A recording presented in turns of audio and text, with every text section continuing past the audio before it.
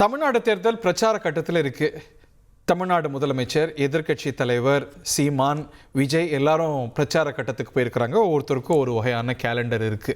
ஆனால் கேண்டிடேட் லிஸ்ட்டே வராத ரெண்டு பிரதான கட்சிகள் இருக்குது, தேசிய கட்சிகள். இது வழக்கமானது தான் வச்சுக்கோங்களேன். காங்கிரஸ்லலாம் ரொம்ப தாமதமாக வேட்புமனு தாக்கலுக்கு சில மணி நேரங்கள் இருக்கும் போதெல்லாம் வந்த வரலாறெல்லாம் உண்டு. அதே பாணியில் பிஜேபிலையும் என்ன நடக்குதுன்னு தெரியல. அண்ணாமலை நிற்கலை, ஏன் இவ்வளோ தாமதமாகுது, இன்னும் கப்புள் ஆஃப் டேஸ் அப்படின்னு நாங்கள் சொல்கிறத பார்க்கின்றோம். காங்கிரஸில் ஹெக்டிக் பார்லேஸ் இன்னமும் பேச்சுவார்த்தைகள் நடந்துட்டு இருக்கிறத பார்க்கின்றோம். அவங்க ரெண்டு பேருமே ரெண்டு பிரதான கட்சிகளிடமே சற்றேறக்குரிய ஒரே எண்ணிக்கையில் வாங்கியிருக்கக்கூடிய நிலையில் மற்றவர்கள்லாம் பிரச்சார கட்டத்துக்கே வேட்பாளர்கள் போயிருக்கிற நிலையில் இன்னும் கேண்டிடேச்சரே வராததை பார்க்கின்றோம். எல்லா கேம்ப்ஸ்லையுமே கேண்டிடேட் லிஸ்ட் வந்தப்புறம் சலசலப்புகள் கிடைக்காதவங்களுக்கு வரும். அதையும் நம்ம நிறைய கேம்ப்ஸில் கூட்டணி கட்சிகள் மத்தியில் பார்க்கின்றோம். ஆனால் இதெல்லாம் தேர்தலில் எதிரொலிக்குமா அப்படிங்கிற பிரதான கேள்வி இருக்குது. இதை சுற்றி நேற்றென்றெல்லாம் நடந்த நிறைய பிரதான விஷயங்கள் இருக்குது. எல்லாற்றையும் வாதிக்கலாம். இந்த நிகழ்ச்சியில் நம்முடைய நிறைய விருந்தினர்கள் இணைகிறார்கள். முதல் பகுதியில் நம்முடைய இணையக்கூடிய மிஸ் ஜமீலா அவர்களை நிகழ்ச்சிக்கு வரவேற்கின்றேன். அதிமுக செய்தி தொடர்பாளர், அரசியல் விமர்சகர் நாகராஜ் நம்மோடு இணைகிறார். பேராசிரியர் அருணன் நம்மோடு இணைந்திருக்கிறார். மேலும் நிறைய விருந்தினர்கள் அடுத்தடுத்து இணைய இருக்கிறார்கள். நாகராஜ், என்ன நடக்குது கமலாலயத்திலையும் சத்தியமூர்த்தி பவன்லையும்? பிரச்சனை டெல்லி ஏஞ்சல் ஆயிடுச்சோ பிரச்சனை? இது என்னன்னா, இவங்க ப்ராசஸ் ஒன்று வச்சுருக்காங்கல்ல, அதுதான் இங்கே பெரிய பிரச்சனை. முதல்ல 4 பேர் லிஸ்ட் வருது. அப்புறம் பியூஷ் கோயல்ஜி நடுவில் 3 days சவுத் ஆஃப்ரிக்கா போயிட்டார். அஃபிஷியல் ட்ரிப்பாக சவுத் ஆஃப்ரிக்கா போயிட்டார். அப்புறம் அவர் திரும்பி வந்ததுக்கப்புறம் இந்த 4 பேர் லிஸ்ட்டு 3 பேர் லிஸ்ட்டாக மேலே. This is what happens when process takes importance over progress. ப்ராசஸா அப்படின்னா பல இயக்கங்கள்ல ப்ராசஸ் இருக்கு. Sadly BJP is a party which is believing process ஒழுங்கா இருந்தா தான் ப்ராக்ரஸ் நல்லா இருக்கும்னு நினைக்கிற பார்ட்டியா இல்ல. இந்த ப்ராசஸே கவுண்டர் ப்ரொடக்டிவா இருந்தா இன்னைக்கு அதிமுக வேட்பாளர்கள், திமுக வேட்பாளர்கள், மற்ற இயக்க வேட்பாளர்கள்லாம் களமாடிட்டு இருக்காங்க. யார் வேட்பாளர்னே தெரியாது. அவர் பேப்பர் ஒர்க் பார்க்கணும், வேட்புமனு செய்யணும். அதுக்கே பாதி நாள் போயிடும், ஒரு நாள் போயிடும். எங்க கள்ளத்துக்கு போக இல்லை. இப்போ இந்த லட்சத்துல இவ்வளவு சீட் வாங்கி வச்சிருக்காங்க ரெண்டு பேரும். நாளைக்கு மத்தியானம் 2 மணி வாக்கில் வரும்னு நான் நினைக்கிறேன். நான் நினைக்கிறேன், யூகிக்கிறேன். இன்னைக்கு இரவோ நாளைக்கு மத்தியானம் நேற்று வரும்னு சிலர் யூகிச்சாங்க. இல்லை, அவன் 2 நாள் சொன்னார்ல, 2 நாள் சொன்னா 2 நாள் ஆயிடும். அது கன்ஃபார்மா நாளைக்கு நாளைக்கு காலையிலயோ நாளைக்கு மத்தியானமோ இன்னைக்கு இரவுலேருந்து எப்போ வேணா வரதுக்கு வாய்ப்பு இருக்கு அப்படின்றது தான் பிரச்சனை. என்னன்னா, இதில் பியூஷ் கோயல்ஜியோட ரோல் ரொம்ப இம்பார்ட்டன்ட். அவர் தான் he has to take the papers to the Delhi. இதுதான் இங்கே பிரச்சனை. ட்ரெயினில் போகிறாரோ?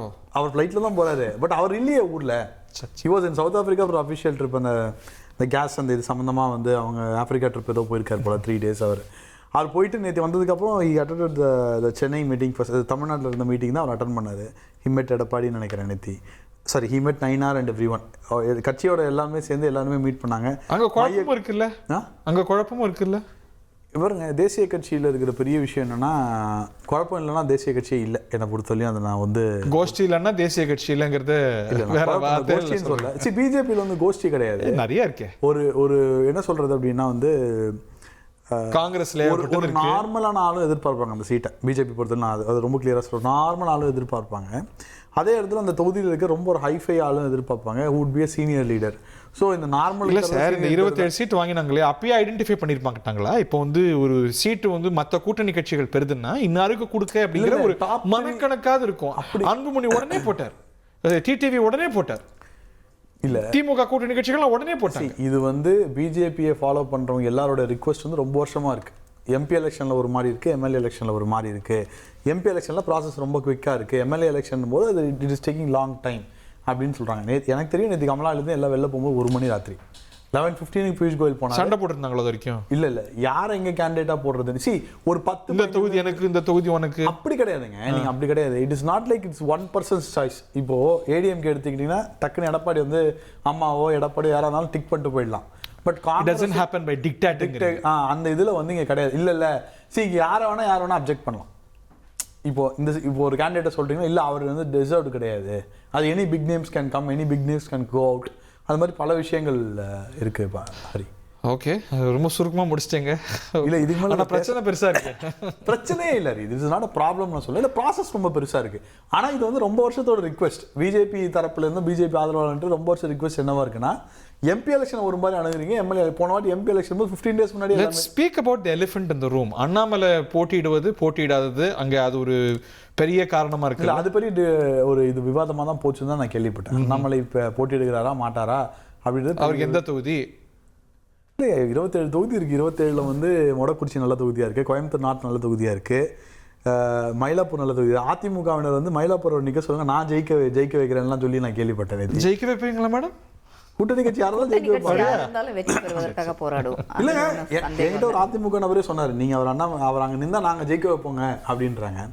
ஸோ அதெல்லாம் சொல்றாங்க. பட் அகெயின் அண்ட் அகெயின் எல்லாமே வந்து இட் இஸ் நாட் 1% டிசிஷன். இங்க ஒரு விஷயத்தை ஒருத்தர் டிஸ்கஸ் பண்ணி பண்றது, ஒருத்தர் டிசிஷன் எடுக்கிறது ஒரு மாதிரி இருக்கும். இப்போ நானு ஹரி மேடம் எல்லாம் சேர்ந்து காரணங்கள் 1000 இருக்கலாங்க. அது எவ்வளோ எஃபெக்டிவ் டிசிஷன் மேக்கிங்கா இருக்கும் நீங்க பார்க்கணும்ல. இப்போ மற்றவங்க எல்லாம் களத்துக்கு போயிட்டாங்க. எடப்பாடியார் பல தொகுதிக்கு பிரச்சாரமே முடிச்சிட்டாரு. இன்னும் சொல்ல போனா பாஜக இருக்கிற தொகுதிக்கு பிரச்சாரம் பண்ணிருக்காரு, வேட்பாளர் இல்ல. இல்ல இது வந்து அண்ட் இது டியூரேஷன் வந்து ரொம்ப குறைவா தான் இருக்கு. என்னுடைய கணக்கு என்னவா இருக்குன்னா, நாளைக்கு தெரிய வரும். 6ஆம் தேதி அன்னைக்கு எல்லாம் வேட்புமனு பண்ணுவாங்க நான் நினைக்கிறேன். ஸோ நாளைக்கு தெரிய வரும். நாளைக்கு தெரிஞ்சிடும். இதை நீங்க எக்ஸ்பெக்ட் பண்ணீங்களா? அவங்களுக்கு 27 தொகுதி கொடுத்துருக்கீங்க, அவங்க இன்னும் பாருங்க வேட்பாளரே போட முடியல. இல்லை அது எதிரொலிக்காதா? இல்லை அப்படிலாம் ஒன்றும் இருக்காது. ஏன்னா கூட்டணிக்கு தலைமை வகிப்பது அனைத்து இந்திய அண்ணா திராவிட முன்னேற்ற கழகம். மக்கள் வந்து பெருவாரியாக ஆதரவு கொடுக்க ரெடியாக இருக்கிறாங்க. ஸோ திமுக தலைவர் தான் மாறி மாறி இது டெல்லிக்கும் தமிழ்நாடுக்கும் இந்த மாதிரியான பேச்சுக்கள்லாம் அவர் பேசிகிட்டு இருக்கிறாரு. அவருக்கு அணியில் ஒரு டெல்லி அணி இருக்கிறதே அவர் மறந்து போயிட்டார். என்ன அணி அது? காங்கிரஸ் என்ன தமிழ்நாட்டில் இருக்கிற காங்கிரஸா? இல்லை, இது ரொம்ப வினோதமான ஒரு பிரச்சாரமாக இருக்குது. தமிழ்நாட்டிற்கும் டெல்லிக்கும் அப்படின்னா டெல்லியிலேருந்து வேட்பாளர்களை பிஜேபி நிறுத்த போகிறாங்களா? தமிழ்நாட்டு வேட்பாளர்கள் நான் பாருங்க, டெல்லியில என்ன அறிவிப்பு இந்தியில வேற போட்டு அனுப்பாங்க பேர்ல. இல்ல அது அனுப்பட்டும். வேட்பாளர்கள் யாரு? தமிழ்நாட்டை சார்ந்தவர்கள் தானே. டெல்லியில தேசிய கட்சிகள் அப்படிதானே. காங்கிரஸ்ல என்ன நடந்துட்டு இருக்குன்னு பாருங்க. இன்னைக்கு எத்தனை குழுக்கள் அங்க, எத்தனை போராட்டம். இன்னைக்கு கூட சத்தியமூர்த்தி பவன்ல 2 போராட்டம் நடத்தியிருக்காங்க. மகளிர் அணி சார்பா ஒரு போராட்டம், இன்னொரு அணி சார்பா ஒரு போராட்டம். எங்களுக்கு சீட்டு வேணும், உங்களுக்கு சீட்டு வேணும். மாணிக்க தாகூர் வந்து தேர்தல் பொறுப்பாளர் இதுல இருந்து அவர் விலகி இருக்கிறாரு, பதவி விலகல்னு ஒரு ஃபிளாஷ் நியூஸ் போகுது அங்கே மாணிக்கம் தாகூருக்கு ஒரு அணி, ஜோதிமணிக்கு ஒரு அணி, செல்வ பிறந்தகைக்கு ஒரு அணி, இப்படி பல அணிகளை வைத்து ஒரு இயக்கம் அங்கே நடந்துட்டு இருக்கு. அதை பத்தி பேச மாட்டேங்கிறீங்க. இல்ல அது அவங்க பிஜேபியன்ஸ் பதில் சொல்லுவாங்க அதுக்கு. பட் பார்க்கும்போது நமக்கு வெளிப்படையா தெரியுது இல்ல, ஆரம்ப காலத்துல ரொம்ப அடிச்சுக்கிறாங்க. திமுகவையும் பயமுறுத்தி முதலமைச்சரை முடிச்சிட்டோன்னு சொல்ல வச்சு அதுல ஒரு ட்ரெண்ட் ஆகி இப்படியான ஒரு நிலைமை அந்த கூட்டணியில் இருக்கு. 28 பேர் வாங்கியிருக்காங்க. வாங்கி என்ன பண்றது, யாருக்கு கொடுக்க போறாங்கன்னு தெரியல. அண்ணா இதயத்துல்லாக்கு கொடுத்தா பரவாயில்ல, வந்திருக்கிறாரு, அவர்கிட்ட கேட்போம். வணக்கம் திரு Idhayathulla, are you with us? அவங்க சொல்றதெல்லாம் வாஸ்தவம் தானே? ஏதாவது தப்பா சொல்றாங்களா? அவங்களுக்கு அது வாஸ்தவம், காங்கிரஸ்ல அது வழக்கம், வாடிக்கை. நான் என்ன சொல்ல வர்றேன், அவங்க நீங்க தான் கேள்வி கேட்டீங்க பிஜேபி, என்ன பதில் வந்துச்சு? அது வந்து டெல்லியிலேருந்து முடிவாகணும்னு. காங்கிரஸ் மட்டும் என்ன டெல்லியிலேருந்து முடிவாகாமல் தமிழ்நாடு? ஆனால் உங்களை கூட கொஞ்சம் அட்வான்ஸாக போக ஆரம்பிச்சிட்டாங்கல்ல. எப்போவுமே சத்தியமூர்த்தி பொருளில் தான் பிரச்சனை இருக்குது. இப்போ கமலாலயத்திலும் இருக்கோம்மா. நான் என்ன சொல்ல வர்றேன், வளர்ச்சியுடைய அறிகுறியாகவும் பார்க்கலாம். டெல்லி தான் முடிவு செய்யும். டெல்லியில் இருக்க தான் சிஇசி சென்ட்ரல் டெல்லி இருக்குன்றத ஒத்துக்கிட்டார். நான் என்னமா உண்மையை தான் நான் சொல்லுவேன். உங்களை மாதிரி சொல்ல முடியாது. சொல்லுங்க, உங்களை மாதிரி உண்மைக்கு மாறா நான் சொல்ல மாட்டேன். நான் உண்மையை தான் சொல்வேன், உண்மையை தவிர எதுவும் சொல்ல மாட்டேன். இதில் என்ன இருக்குது, டெல்லியில தான் எங்க தலைமை இருக்கு. உண்மையை சொல்லிடுவாங்க. கோஷ்டி பூசல் இருக்கு தானே, ஒரே பிரச்சனை தானே, ஒரே நிமிஷம், ஒரே கம்ப்ளைண்ட் தானே. அதாவது அவங்க போராட்டம் பண்ணல, எங்களுக்கு கொடுங்கன்னு மகளிர் கேட்குறாங்க. மகளிர் காங்கிரஸ் எங்களுக்கு கொடுங்கன்னு கேட்குறாங்க பர்சன்ட். அதுவே ஒரு மகளிருக்கு புரியலைன்னா நான் என்ன செய்ய முடியும்? யோசிச்சு பாருங்க. அதே மாதிரி சேவாதளம்னு ஒரு அமைப்பு இருக்கு, எங்களுக்கு கொடுங்கன்னு கேட்குறாங்க. கொடுங்கன்னு கேட்குறதுல என்ன பிரச்சனை இருக்குது? ஆனால் அவங்க கேண்டிடேட்டுன்னு சொல்கிறாங்களே உத்தேச பட்டியல், அவங்கள இங்கே கற்பழிப்பு வழக்கு, அந்த வழக்கு, இந்த வழக்குன்னு போய்கிட்டு இருக்கு. யாரையும் நான் ஏன் சொல்லணும், பேர்கள்லாம் சொல்லணும். எனக்கு தெரியாது, நான் கொஞ்சம் பல்ப் இல்லை, உங்களுக்கு தெரியாமல் இருக்க ரொம்ப நல்லது. இந்த மாதிரி நல்ல விஷயங்கள்லாம் நீங்க தெரியாம இல்ல சார், ஜெனரல் நாலேஜ் வளர்த்துக்கணும் சார். அவர் தாவேகா சார்பா வந்திருக்காரு, அவங்கள சொல்றீங்களா இந்த விஷயத்துல? இல்ல இவரே சொல்றீங்களா பாஜக? இல்ல நான் சொன்னது இப்ப யாருக்கு பதில் சொல்லிக்கிட்டு இருக்கோமோ, டெல்லின்னு சொல்லிட்டு இருக்கோம் இல்லையா, அதுக்கு சொல்றீங்களா? அப்போ உங்களுக்கு தெரியும் இல்லையா யார் யார் மேல என்ன புகார்? இதெல்லாம் இயல்புதான், எல்லா கட்சியிலும் கூட வரலாம். நான் அதுக்குன்னு சொல்ல முடியாது. ஆனா இதெல்லாம் நடைமுறை. எங்களை பொறுத்தவரை நல்ல நடைமுறையா சார்? இப்ப சார் மற்ற கூட்டணி கட்சிகள்லாம் இன்னைக்கு களமாடிட்டு இருக்காங்க சார், வேட்பாளர்களோட ஆதரவாளர்களோட. எங்க கூட்டணி தலைவர் நீங்க இன்னும் டெல்லியில அடிச்சிட்டு இருக்கீங்க சார். நாங்க அடிச்சுக்கிட்டு இருக்கோம், ஏதாவது காமிக்க சண்டை போட்டு என்ன அடிக்கிறோம் பிடிக்கிறோம், எங்களுக்குள்ள சில கேள்விகள். இப்ப நான் எடுத்த வரை வேட்டியெல்லாம் கீழேங்கிறீங்களோ? முந்தா நாள் நான் டெல்லியில இருந்தேன், என்னுடைய என்ன சப்ஜெக்டோ அதை கொடுத்துட்டு நான் வந்துட்டேன். சீட்டு கொடுத்தா சந்தோஷம், கொடுக்கலாம் சந்தோஷம் இருக்கிற நாள்லாம், அதை பற்றி கவலை இல்லை. ஆனால் சண்டை சச்சரவு இதெல்லாம் இல்லை. இங்கே எப்படின்னு சொன்னால் மற்ற கட்சிகள்லாம் நீங்கள் பார்த்தீங்கன்னா வெட்டுக்குத்துலாம் நடக்குது, அதெல்லாம் நம்மகிட்ட கிடையாது, கவலையப்பட வேணாம். காங்கிரஸ் பொறுத்தவரை வேட்டி தான் கிழிஞ்சு அதிகமாக வேஷ்டி கிழியலாம், என்ன கோஷ்டிகள் இருக்கலாம், அதனால நாஸ்தியா இருக்காது மற்ற கட்சிகள் இருக்க மாதிரி. அதனால நீங்க எங்களை டேஸ்டியாவே நீங்க எடுத்துக்கலாம், அது ஒரு பக்கம் இருக்கட்டும். பிரச்சனை என்னன்னு சொன்னா காங்கிரஸை பொறுத்தவரை எல்லா வகையிலும் அவர்கள் பார்த்து தான் அவங்க கொடுக்க முடியும். அதனால தான் கடந்த முறை 25 இடத்துல நின்று தமிழ்நாட்டிலே ஹையஸ்ட் ஸ்ட்ரைக் ரேட்டு நாங்கள் வாங்கினோம். பிஜேபி மாதிரி 25 வாங்கி நாங்கள் 4 வாங்கலை. அதிமுக மாதிரி நாங்கள் 175 நின்றுட்டு நாங்கள் 60 ஜெயிச்சோங்கிறதா எங்கள் கட்சியில் இல்லை. அதே தான் இந்த நேரமும் எங்களை பொறுத்தவரை 23 பேர் நின்று எவ்வளோ பேர் ஜெயிச்சிங்க ஞாபகம் இருக்கா? பழசெல்லாம் மறந்துடுறாங்களே, 10 வருஷம் காணாம போனாங்களே அதை பத்தி பேச மாட்டேன்றாங்களே. அவர் சொன்னது தப்பா? 20 வாங்கி 4 ஜெயிக்கலையா? பொய்யா சொன்னாரு? இல்லைங்க, நான் சொல்றேன் என்ன பேச சொன்னீங்க அல்ல, அவங்க பேசும்போது பேசலாம், நான் அமைதியா உங்களை பத்தி சார். நீங்க யாரு, உங்க பின்னணிலாம் என்னன்னு மக்களுக்கு தெரியும் சார். நீங்க பேசும்போதே நீங்க யாருன்னு தெரிஞ்சுவாங்க சார். நான் பேசும்போது என்னையும் தெரிஞ்சுக்குவாங்க சார். நான் சொல்றது கடந்த தேர்தல், கடந்த தேர்தல் இப்போ உதாரணமா அவருக்கு கூட்டணி வச்சாரு, இவர் கூட்டணி வச்சாரு, 2000 கூட்டணி வச்சாரு, 1990 இதெல்லாம் இல்லை. இன்னைக்கு என்ன தலைவர் ஸ்டாலின் அவர் பேச சொல்லுங்க சார். முடிச்ச நான் கேக்குறேன், நீங்க அவர் கேக்குறீங்களா? இல்ல சார், மத்த கம்யூனிஸ்டுகள் இருக்கிறாங்க, வேசிக்கா இருக்கிறாங்க, அவங்க எல்லாம் களத்துக்கு போயிட்டாங்க சார். இன்னைக்கு இவ்வளவு சீட்டு வாங்கியிருக்கிறீங்க, முதலமைச்சர் எவ்வளவு தீவிரமா களமாடிட்டு இருக்கிறாரு, களத்துக்கே போகாதது என்ன? ஆரம்பிச்சதுல இருந்து இந்த வார்த்தையை 7 தடவை சொல்லிட்டீங்க. ஆமா, களத்துக்கு போயிட்டாங்க. நான் சொல்றேன் சார், அதுக்கு உங்களுக்கு விளக்கமும் சொல்றேன். தேர்தல் கமிஷன் ஒண்ணு இருக்கு, அது கடைசி நாள்னு ஒன்று குறிச்சு வச்சிருக்கு. அது முடிஞ்சிருச்சா? நீங்க சொல்லுங்க, முடிஞ்சா இல்லையா? இன்னும் 4 நாள் இருக்கு இல்லையா? சரி, 4 நாள் இருக்கும்போது 4வது நாளோ 3வது நாளோ அப்படி பண்ணக்கூடாதுன்னு ஏதாவது சட்டத்தில் இருக்கா? இதுவரை நடக்கலையா? எவ்வளவு பேர் கடைசி நாளில் உங்களுக்கு முயல் ஆமை கதை தெரியும், அதனுடைய முயல் ஆமையும் உங்களுக்கு தெரியும். ரொம்ப வேகமாக போனார் ஒரு கட்சி. இப்போ உதாரணமாக தலைவர் சீமானே வச்சுக்கோமே. அந்த சீமான் அவர்கள் முதல்ல அனௌன்ஸ் பண்ணுவார், எப்போவுமே வேட்பாளர் அனௌன்ஸ் பண்ணுவார், ஒவ்வொரு முறையும் அனௌன்ஸ் பண்ணுவார். ஒருத்தராக ஜெயிச்சிருக்காங்களா? கொஞ்சம் யோசிச்சு பாருங்க. அதே மாதிரி தான் இந்த முன்னால போறாங்க பின்னால போறாங்க, யார் வெற்றி பெறாங்க அதுதான் முக்கியம். யார் மீது மக்கள் அளப்பரிய பாசம் வச்சிருக்காங்க, இந்த தமிழக மக்கள் மீது யார் அதிகமான அன்பு வச்சிருக்காங்க, தமிழக மக்களுக்காக யார் உழைக்கிறாங்க, எந்த தலைவர் எந்த முதல்வர் இன்னைக்கு இவ்வளவு காரியங்களை செய்யாதையும் சொல்லியிருக்காரு, சொன்னதையும் செஞ்சிருக்காரு, சொல்லாதையும் செஞ்சிருக்காரு, அதனால தொடர்ந்து அவர் வெற்றியை பெற்று வர்றாரு. இதெல்லாம் மக்களுக்கு தெரியும். யார் வெல்வார்கள் என்பதுதான் முக்கியம் ஒழிய யார் நேற்று வந்தாங்க, யார் இன்னைக்கு வந்தாங்க, யார் நாளைக்கு மனு போடுறாங்க, அதெல்லாம் இரண்டாவது விஷயம். காங்கிரஸை பொறுத்தவரை நாங்க டெல்லியில இவ்வளவு குழப்பத்துக்கும் வியாக்கியானம் கொடுக்கறீங்க பாத்தீங்களா? இதுக்காவது உங்களுக்கு குழப்பமே இல்ல சார், இதுக்காவது உங்களுக்கு சீட்டு கொடுக்கலாம். குழப்பமே இல்ல, எங்களுக்கு குழப்பம் இல்ல, இதுக்காவது உங்களுக்கு நாங்க உழைப்போம் சார், கவலையே படாதீங்க, நாங்க நிலைப்போம். இதுதான் அந்த கலைக்கிற வேலையில அவங்களுக்கு சார், நமக்கு கிடையவே கிடையாது. குறுக்க பேசாரு பாருங்க, என்ன பேச விடாம தடுக்கிறது அவருக்கு என்னன்னு தெரியல எனக்கு. நான் வந்ததுல அவர் தடுக்கிறது நான் எதுக்கு சொல்ல வர்றேன்? எங்களை பொறுத்தவரை மக்கள் எங்க பின்னால இருக்காங்க. அவங்களுக்கு 25 நின்றாலும் 4 தான் ஜெயிக்க முடியும். நாங்க அப்படி இல்லை, நாங்க 25 நின்றாலும் எவ்வளவு ஜெயிப்போம்? 18 வரையும் ஜெயிப்போம். இந்த தடவை அதை விட எங்க ஸ்ட்ரைக் ரேட் 10 போச்சா? நிச்சயமா அதை விட, அதாவது நான் சொல்ல 25ல 18 வந்தோம் சார். இந்த தடவை 28ல நிச்சயமாக 25க்கு மேல கூட வருவோம். ஏன்னா எங்களுக்கு ஒரு ஆசை இருக்கு, நம்ம ராஜ்யசபா சீட்டு 3 சீட்டு தொடர்ந்து நாங்களே பெற முடியும். முழுமையாக வெற்றி பெற்றால் எங்களுக்கு ஒரு சீட்டு வரும் இல்லையா? அதை புரிஞ்சுங்க. அதனால எங்களுடைய வெற்றியை யாரும் தடுக்க முடியாது. ராகுல் காந்தி அவர்கள் 5ஆம் தேதிக்கு பிறகு தமிழ்நாட்டுக்கு வருவார். அப்படியா? ஆமா, நிச்சயமா வருவார். ஏன்னா உங்களுக்கு கேரளாவுடைய தேர்தல் இருக்கு, அங்கே உள்ள கூட்டணி நிலைமை வேற, இங்க உள்ள கூட்டணி நிலைமை வேற. 5ஆம் தேதிக்கு அப்புறம் வராரா? கண்டிப்பா. ரொம்ப பேருக்கு புரியாத ஒரு விஷயத்தை நான் சொல்றேன். ராகுல் காந்தி ஏன் வரலன்னு கேட்கறாங்க.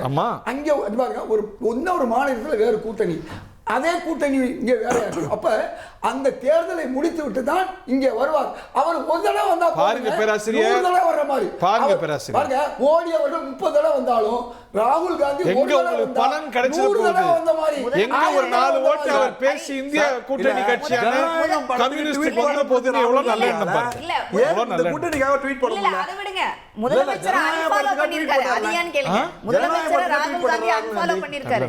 ஜனநாயகம் பத்தி ட்வீட் போட்டார் ராகுல் காந்தி.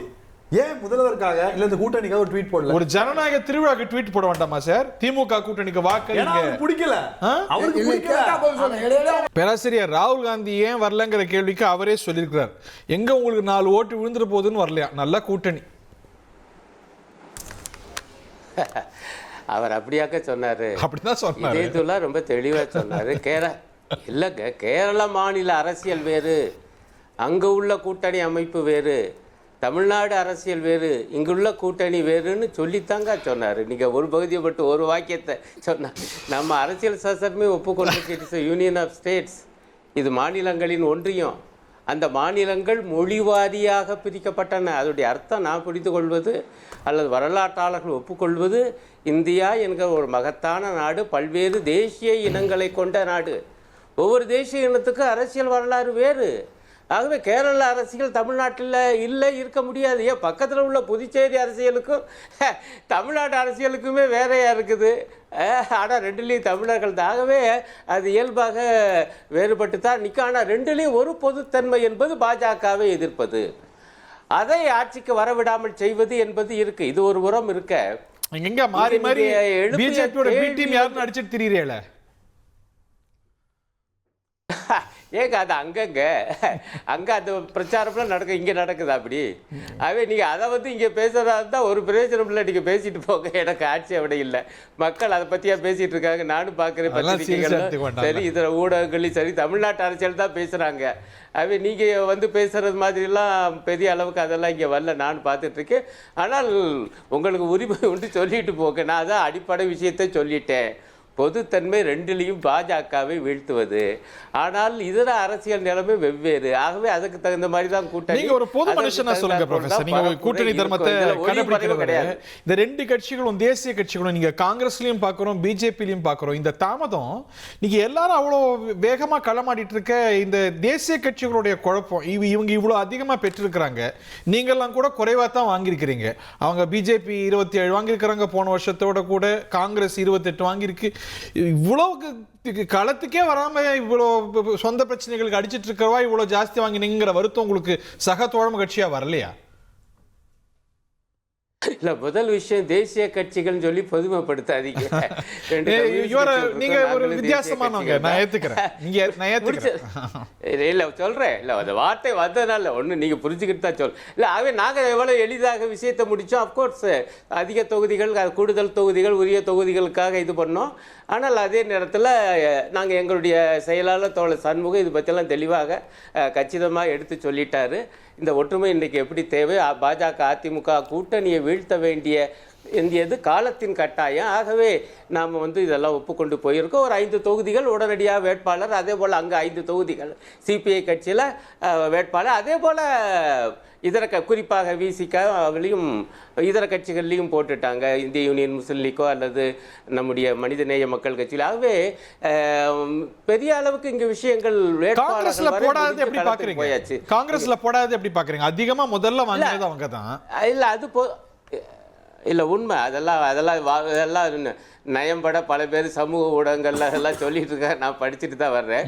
ஆனால் ஒன்று எனக்கு ஞாபகம் இருக்கு, நீங்கள் ஒப்புகள் பொதுவாக காங்கிரஸ் என்பது ஒரு கடைசி கட்டத்தில் தான் வேட்பாளர்கள் சொல்லுவாங்க.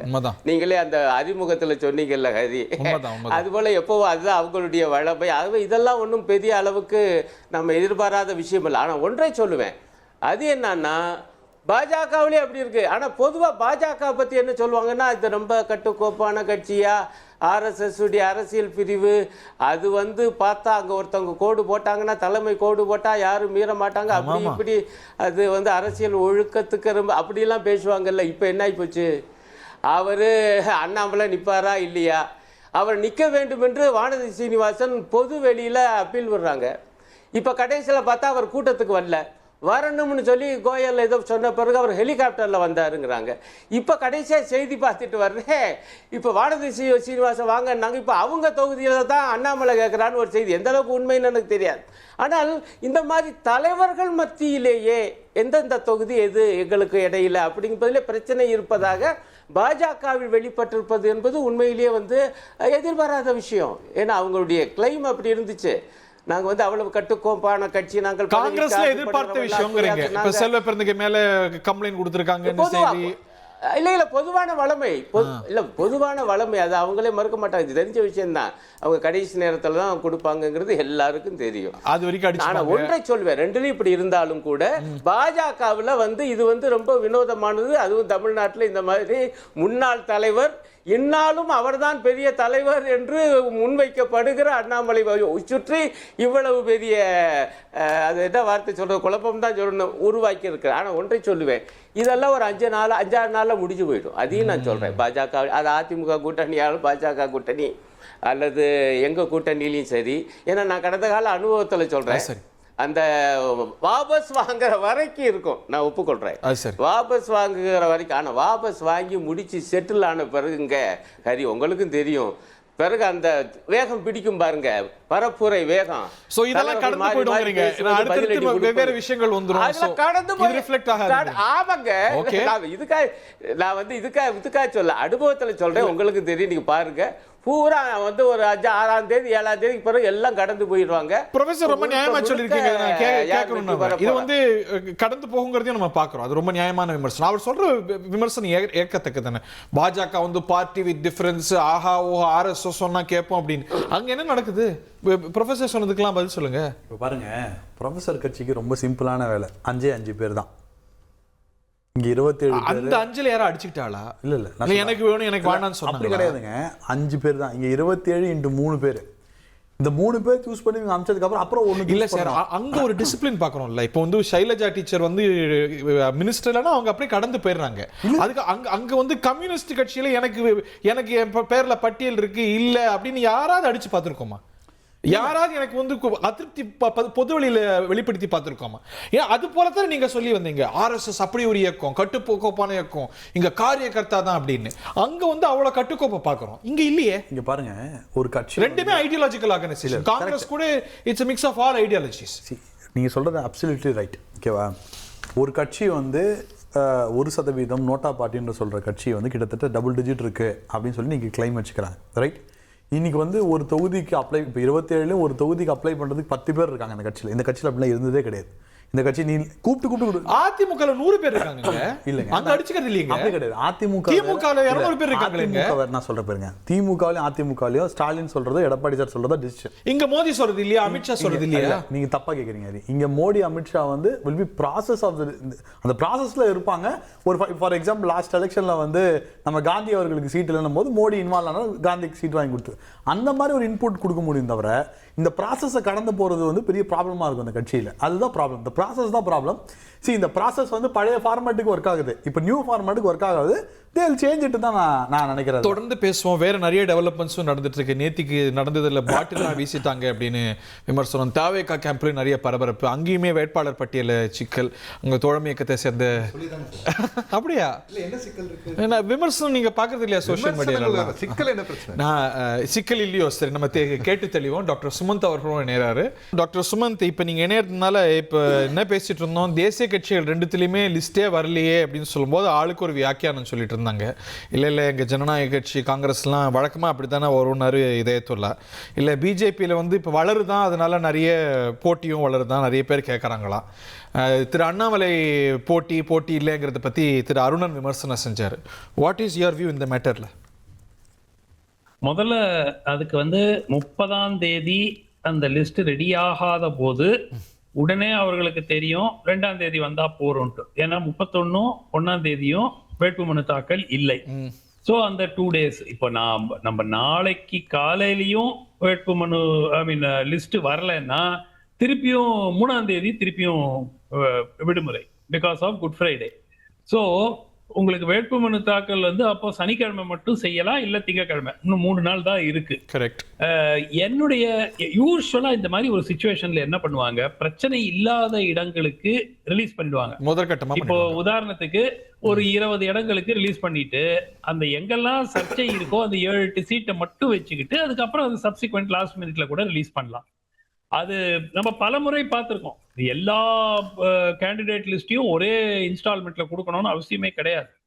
ஏன் இரு கட்சிகளும் அதை செய்யவில்லை அப்படிங்கறதா மிகப்பெரிய 28, 27 எல்லாத்துக்குமே அடிச்சுக்கிறாங்களோ?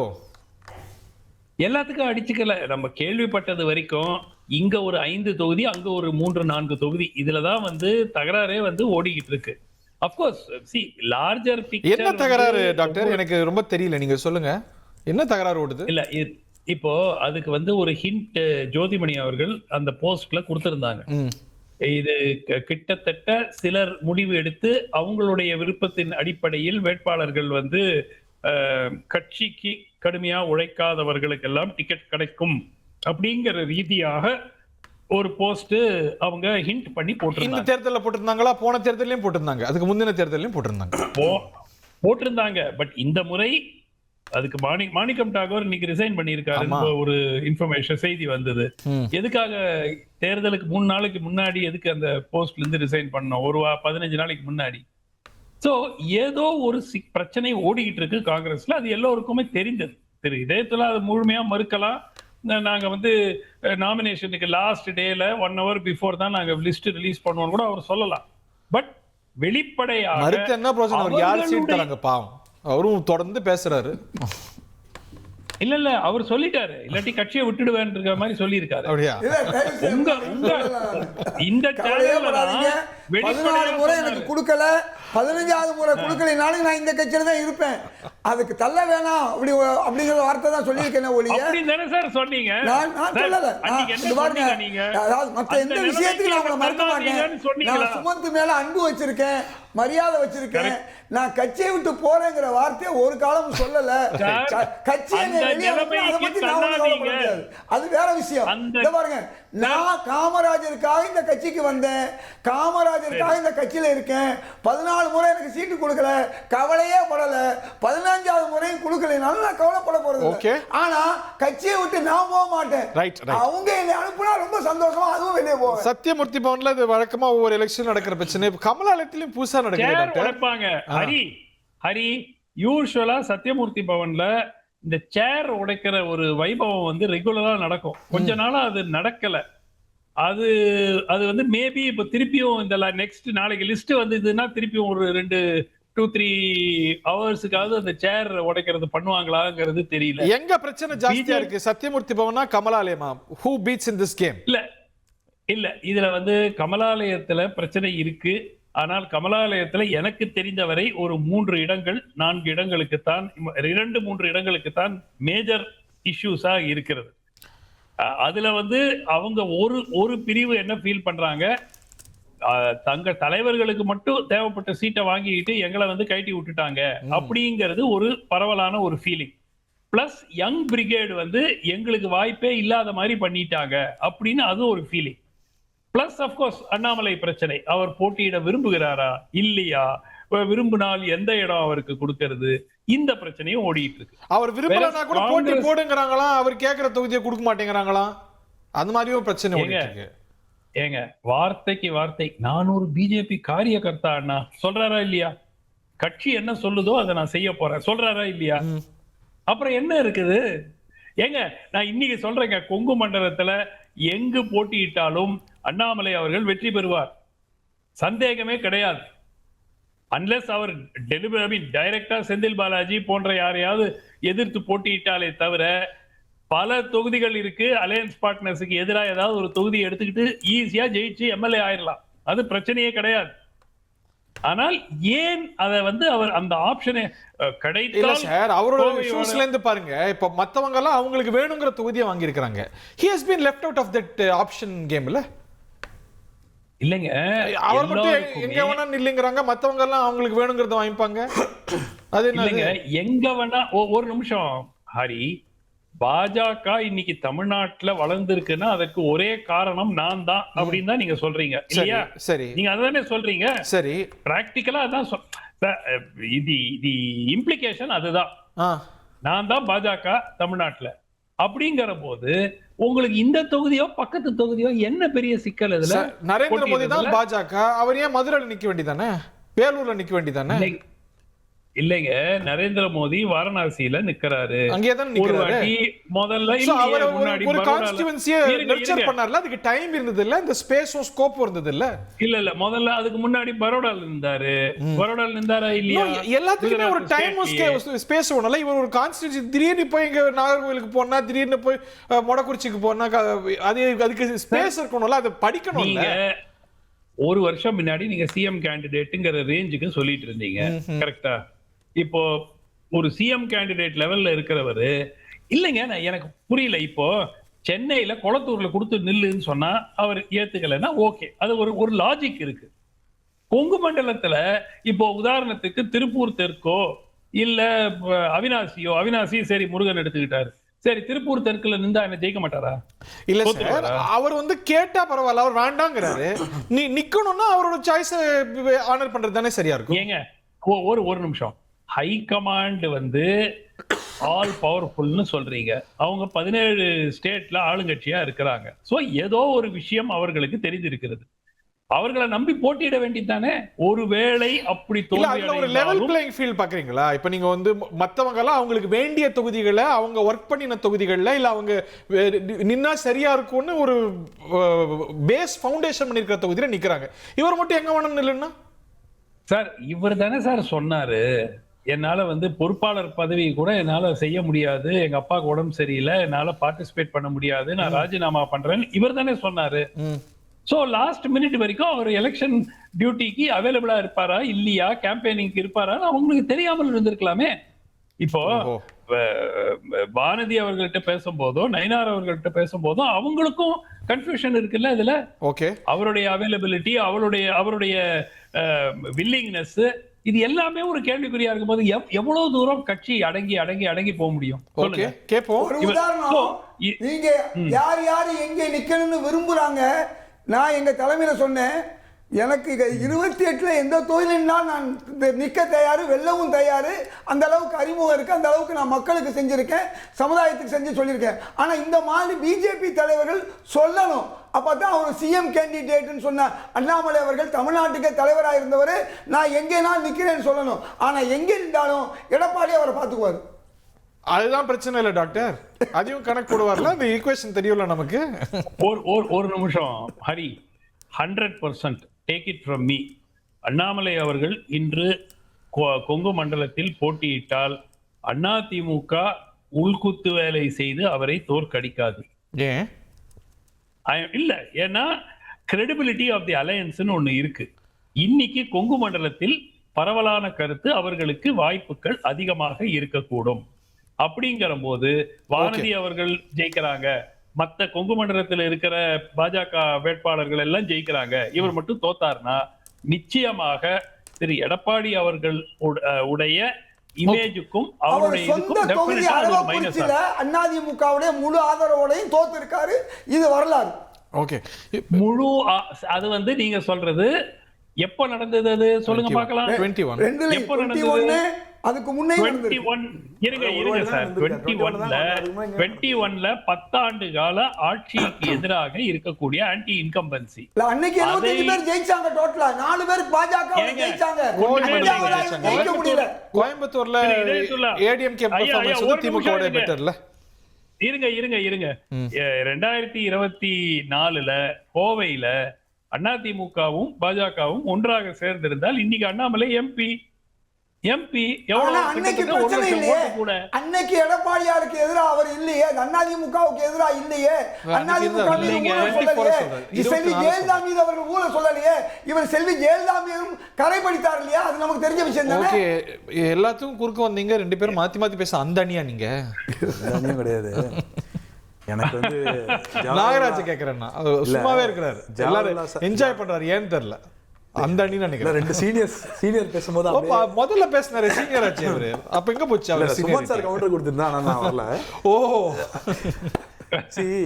என்ன விஷயம்னா அண்ணாமலை அவர்கள் அந்த அணி தான் ரகசியமா சொல்லுங்க. எந்த அணியும் கிடையாதுங்க, அணியே கிடையாது இதுல. அண்ணாமலை நிற்க வேண்டுமா வேண்டாமா? நான் அவரை நேற்று பார்த்தேன். Actually I had a chance to meet him yesterday. அண்ணா அப்படின்னு நல்லது நடக்கும் அப்படின்ட்டு போனார் அவர். ரைட், அவர் நிற்கிறாரா நிற்கலையான்றது அவருக்கு தான் தெரியும், யாருக்கும் தெரியாது. பட் அவர் நிற்க சொல்லி ஒரு ஒரு புஷ் இருக்கு, கண்டிப்பாக இருக்கு. ஆனால் நான் பட் டாக்டர் சுமன் வச்சது போல மற்றவங்க எல்லாம் அவங்களுக்கு வேணுங்கிற சீட்டை வாங்கிட்டாங்க, அவருக்கு ஐடென்டிஃபை பண்ணல. இல்லை, அவர் ஐடென்டிஃபை பண்ணி சில லிஸ்ட்ல கொடுத்துருந்தாங்க. அது அந்த அதிருப்தி அவர் வெளிப்படுத்தி கடிதம் எழுதுனதுலாம் உண்மை தானே? கடிதம் எதுனாலும் இல்லைன்னு நான் பார்க்கல, அது எனக்கு தெரியாது. பட் அவருக்கு நினைச்ச தொகுதி அவர் கிடைக்கல, இல்லை அந்த லிஸ்ட்ல இல்லைன்றது எனக்கு தெரியும். எது கிணத்து கடவு ஒரு சிங்கானூர்ல ஏதாவது ஒன்று இருக்கும், கோயம்புத்தூர் பார்லிமெண்டரி கான்ஸ்டிட்யூன்சி. இப்பயும் நான் சொல்றேன், முடக்குறிச்சி வந்து ஒரு மிக நல்ல தொகுதி, அவர் வெற்றி பெறதுக்கு நல்ல தொகுதி. இல்ல அவர் தான் விருப்பம் இல்லையே, ஏன் ஃபோர்ஸ் பண்றாங்க? ஏன் அவர் வந்து கான்டெஸ்ட்ல இருந்து இருந்தா அந்த பேஸ் வந்து விலகி நிற்கும் அப்படின்னு பாஜக தலைமை கணக்கு இல்ல, அது வந்து ஒரு அதிருப்தியாவே அங்க மெசேஜே போகுது. அது சப்போஸ் அண்ணாமலை கண்டெஸ்ட் பண்ணல அப்படின்னா அது ஒரு மெசேஜ் போக அவரால எனர்ஜைஸ் இருக்கிற பேஸ் வந்து கான்ட்ரிபியூட் பண்ணாது. இப்போ ஃபார் எக்ஸாம்பிள் பாருங்க, அண்ணாமலையை பார்த்து கட்சிக்குள்ள வந்திருப்பாங்களா ஒரு யூத், அவங்களுக்கு ஒரு பெரிய டிசப்பாயின்மெண்ட்டாக இருக்கும். நீங்கள் நான் சோஷியல் மீடியா பார்க்கலாம், இல்லை நான் பேசுகிறவங்க எல்லாருமே பார்க்கலாம், அவங்க எல்லாருமே சொல்கிற விஷயம் வந்து அவர் இல்லைன்னா நான் வேலை செய்ய மாட்டேன். இல்லை, அப்போ அது that should have been taken care of in the first place. That is what it is taken care. நான் இல்லை, இப்போ அது டேமேஜ் கண்ட்ரோல் தானே? இல்லை, டேமேஜ் கண்ட்ரோல் இல்லை. சரி, அவங்க என்ன எதிர்பார்த்தாங்க, மொடக்குறிச்சி கோயம்புத்தூர் நார்த் அந்த ரெண்டுத்துக்குள்ள ஹோல்ட் பண்ணலாம் அப்படின்றது. மிஸ் வானதி இருக்கிறாங்க ஷூர் வின் அந்த மொடக்குறிச்சி அதிமுக ப்ளஸ் அதிமுக நேத்தி ஒரு முக்கியமான அதிமுக கேண்டிடேட் வந்து கமலாலயம் வந்திருந்தார். முக்கியமான அதிமுக கேண்டிடேட். ஏன்னா இந்த வாக்கு சவுத் சென்னை இருக்கிறதுனால வாக்கு செய்யறது சவுத் சென்னையில பெரிய இது இருக்கு. அவர் எங்கிட்ட என்ன சொன்னார், அண்ணாமலை எங்க இருந்தாலும் நாங்க ஜெயிக்க வைப்போம் தான் சொன்னார். அப்படியே மேடம்? கண்டிப்பா. யாரு ஏதோ ஒரு கிளாஸ் இருக்குல்ல, ஒரு நிமிஷம் முடிக்கிறேன். அவர் என்ன சொன்னார்னா, அண்ணாமலை எங்க இருந்தாலும் நாங்க ஜெயிக்க வைப்போம், அவர் மயிலாப்பூர்ல இருந்தா நான் ரொம்ப சந்தோஷப்படுவேன், நான் இறங்கி அடிப்பேன், கண்டிப்பா அவரை ஜெயிக்க வைப்பேன். அதே போல எந்த பாஜக வேட்பாளர் இருந்தாலும் இந்த முறை ஒரு நட்போட நாங்க பட போறோம். ஏன்னா இந்த எலெக்ஷன்ல அந்த கமாண்டரி இருக்கு. ஓகே, ஏன்னா எடப்பாடி அவர்கள் கிளியரா கம் பேக் டு திஸ். தாவேகா இன்னும் அவங்க பிக்சர்லயே வரல. என்ன சார், யார் தான் சார் இந்த பாட்டில் போட்டது, நீங்களா அவங்களா, என்ன நடந்துச்சு? இல்லைங்க, அது எப்படி ஒரு நரேஷன் வந்து செட் பண்ண முடியுது, அதில் எக்ஸ்பர்ட்டாக இருக்கிறாங்க அப்படின்ட்டு தெரியல. இப்போ நம்ம பேசிட்டு இருந்த டாப்பிக்கில் நான் லேசாக கருத்து சொல்லுங்க. எப்பவுமே வந்து சட்டமன்ற தேர்தலில் மத்திய கட்சிகள் வந்து மாநில கட்சிகளோட சேர்ந்து பயணிக்கிறதா பார்க்கணும். ஆனால் இந்த வாட்டி பார்த்தீங்கன்னா நிறைய அதிசயங்கள் நடந்தது. ஒரு வருஷத்துக்கு முன்னாடியே கூட்டணி ஃபார்ம் பண்ணி என்டிஏ ஆட்சி தான் அமைக்குதுன்னு சொல்கிறது. ஆனால் கட்சியில் வரைக்கும் வேட்புமனு தாக்கல் ஆரம்பிச்சிருச்சு. இதுக்கா ஒரு வருஷத்துக்கு முன்னாடி கூட்டணி வச்சிங்கன்னு கேட்குறீங்க? ப்ரிசைஸ்லி வேலிட் கொஸ்டின் தான். இல்ல, நீங்க கேக்குற அதே கேள்வி நானுமே கேக்குறேன். இட்ஸ் 1 இயருக்கு முன்னாடி நீங்க கூட்டணி வச்சுட்டு இந்த கடைசி நிமிஷம் வரையும் ஏன் பண்ணலன்ற இன்னும் சொல்ல போனா தெரியும். எடப்பாடி அரசு சொன்னார் கூட்டணி எல்லாம் முன்னாடி ஐடென்டிஃபை பண்ணிட்டோம். which is இல்ல, சீட் ஐடென்டிஃபை பண்ணிட்டாங்க. சீட் அதுதான் பிரச்சனை. அது என்னன்னா இன்னைக்கு நான் சொல்ல, அன்னைக்கு நான் உங்களுக்கு சொல்ல, இன்னைக்கு நான் சொல்றேன். அன்புமணி, நான் முடிச்சறேன், நான் இந்த பாயிண்ட் மட்டும் முடிச்சறேன். I will give you time. Sorry. Anbumani அவர்கள் இவங்க தான் கேண்டிடேட், இவங்க இங்க தான் நிக்க போறாங்கன்னு சொல்லி 16 பேர் கொடுத்துட்டாரு. சோ அன்புமணிக்கு கொடுத்தா பிஜேபிக்கு ஐடென்டிஃபை பண்ணிருக்கோம், ஐடென்டிஃபை பண்ணிருக்காங்க. ஆனா என்ன பிரச்சனைனா இங்க ப்ராசஸ்ல இவங்க வந்து கோட்டை விட்டுட்டாங்க அப்படி. சோ அதிமுக மேல பிரச்சனை இல்லை, இங்க பிஜேபியோட ப்ராசஸ்ல பிரச்சனை. எஸ், கோ ஹெட். அதுல ஒரு போட்டி இருந்துட்டே இருந்தது. எவ்வளோ சீட்டு தரப்போகிறாங்கன்ற போட்டி இருந்துகிட்டே இருந்துட்டு, ஆசைப்படுறது வேற, நடக்கிறது ரியாலிட்டி வேறன்ற ஒரு பிக்சரும் ஓடிட்டு இருந்தது. இன்னொரு பக்கம் பார்த்தோன்னா காங்கிரஸ் வந்து எவ்வளோ போராட்டங்கள் ஒரு 1 month வந்து கிட்டத்தட்ட வார் மாதிரி நடந்துட்டு இருந்தது. அதுக்கப்புறம் ஃபைனலாக ஒரு 28ன்ற நம்பருக்கு வந்தாங்க. அந்த 28 கூட வேட்பாளர் இல்லை இருந்து அதை ஐடென்டிஃபை பண்ணலையா அப்படின்ற பிரச்சனைகள் இருக்கு. உங்கள்கிட்ட தான் இன்னும் நிறைய கொடுத்துருக்கணும்னு பார்த்துக்கோங்க. அதுதான் பிரச்சனை. நான் சொல்கிறேன், இப்போ நீங்கள் பேசக்கூடிய 2 இது சென்ட்ரல் கட்சியுமே தாவேகா கூட ஏதோ ஒரு டைம்ல கூட்டணி விருப்பப்பட்டதா வெளியே விருப்பப்பட்டதா வெளியே தகவல்கள் வந்ததுன்னு நான் சொல்றேன். விருப்பப்பட்டதா அவங்க தானே சொல்லி. காங்கிரஸ் தெரியும், பாஜகவுமா? பாஜக நிறைய பேர் கூட்டணி கூப்பிட்டாங்களே. வெளியிருந்து மீடியால விஜயனா தெளிவா சொல்லிட்டாரு.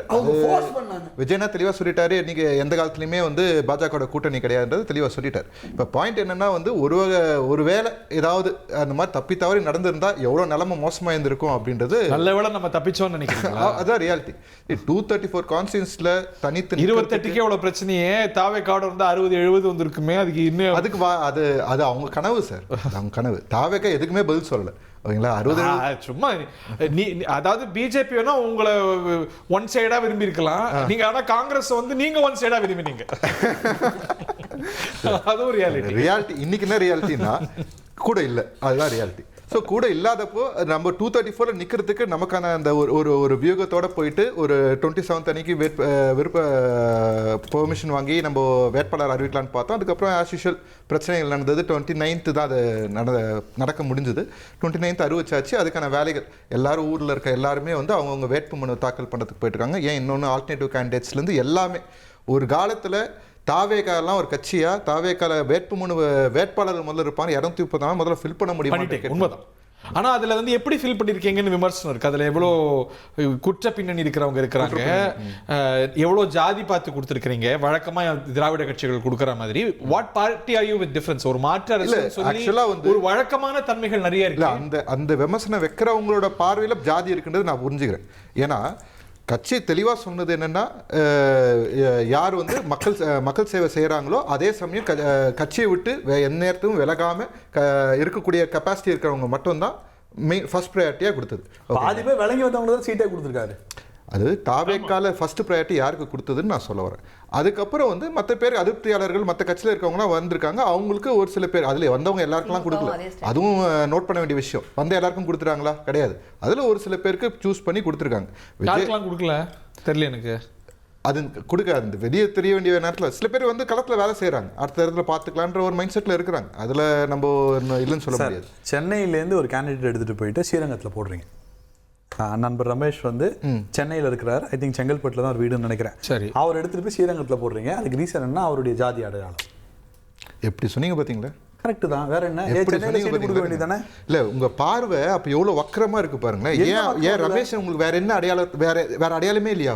உங்களால எப்படி அந்த மாதிரி பார்வை பார்க்க முடியும்? ஒரு பிஜேபி அந்த ஆர்எஸ்எஸ் ஓட புத்தி இதுதான் அப்படின்றது நீங்க 2 செகண்ட்ல கேமரா முன்னாடி காட்டுனீங்களா இல்லையா? 2 செகண்ட்ல உங்க புத்தி என்னன்னு கேமரா முன்னாடி காட்டுனீங்க. அது எப்படி உங்களை அப்படி பார்க்க முடியுது? ஏன் ரமேஷ் நீங்க பேச்சாளரை பார்க்க முடியாதா? ஒரு பேச்சாளரை பார்க்க முடியாம உங்களால எப்படி ஒருத்தர ஜாதி அடிப்படையில பார்க்க முடியுது?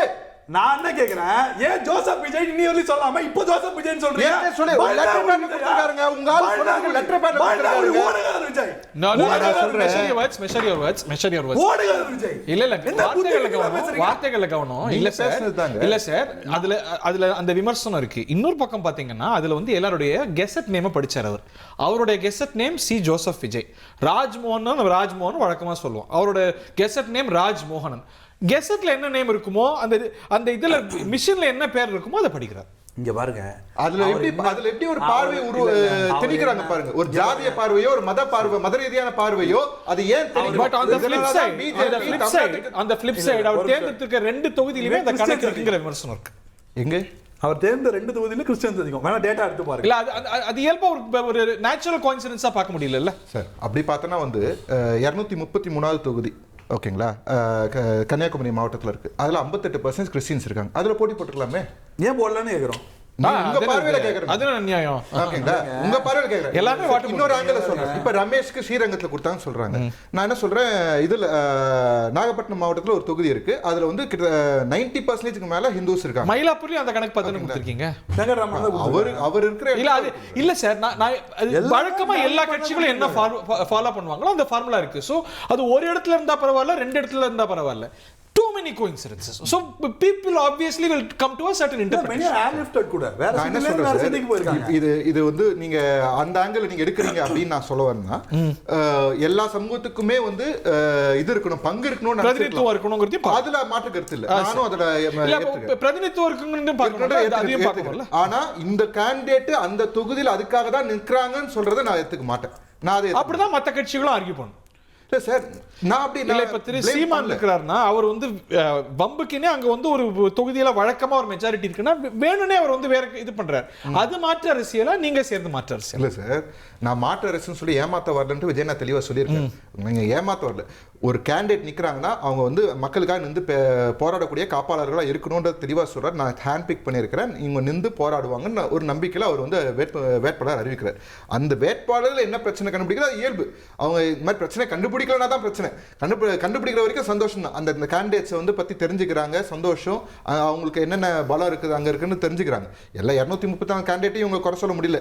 ஏதோ கையில கிடைக்கிறது 1-2 வாய்ப்பு பேச முடிஞ்ச விஷயங்கள் இல்ல அதுல வந்து குற்ற பின்னணி இருக்கிறவங்க இருக்காங்களா, அதான் திரு இதயத்துல்லா சொன்னார். அவர் சொல்ல மாட்டார், நான் தாவேக்கால விமர்சிக்க மாட்டார். அவர் தாவேக்கா விமர்சிக்க மாட்டாரு. ஏன்னா வந்து அவங்க கட்சி மாநில தலைவர் மேல என்னென்ன பின்னணிகள் இருக்குன்றது அவங்களுக்கு தெரியும். அதனாலயா சார்? ஓகேங்களா? அதனால வந்து நம்ம அதை பத்தி ரொம்ப டெப்தா போறோம்னா எல்லாரோட சந்து சிரிப்பும் அப்படின்னு அவருக்கு இல்ல. அது என்ன நீங்க வந்து நாங்க வேறன்னு சொல்லி தானே வந்தீங்க. எங்க அப்பா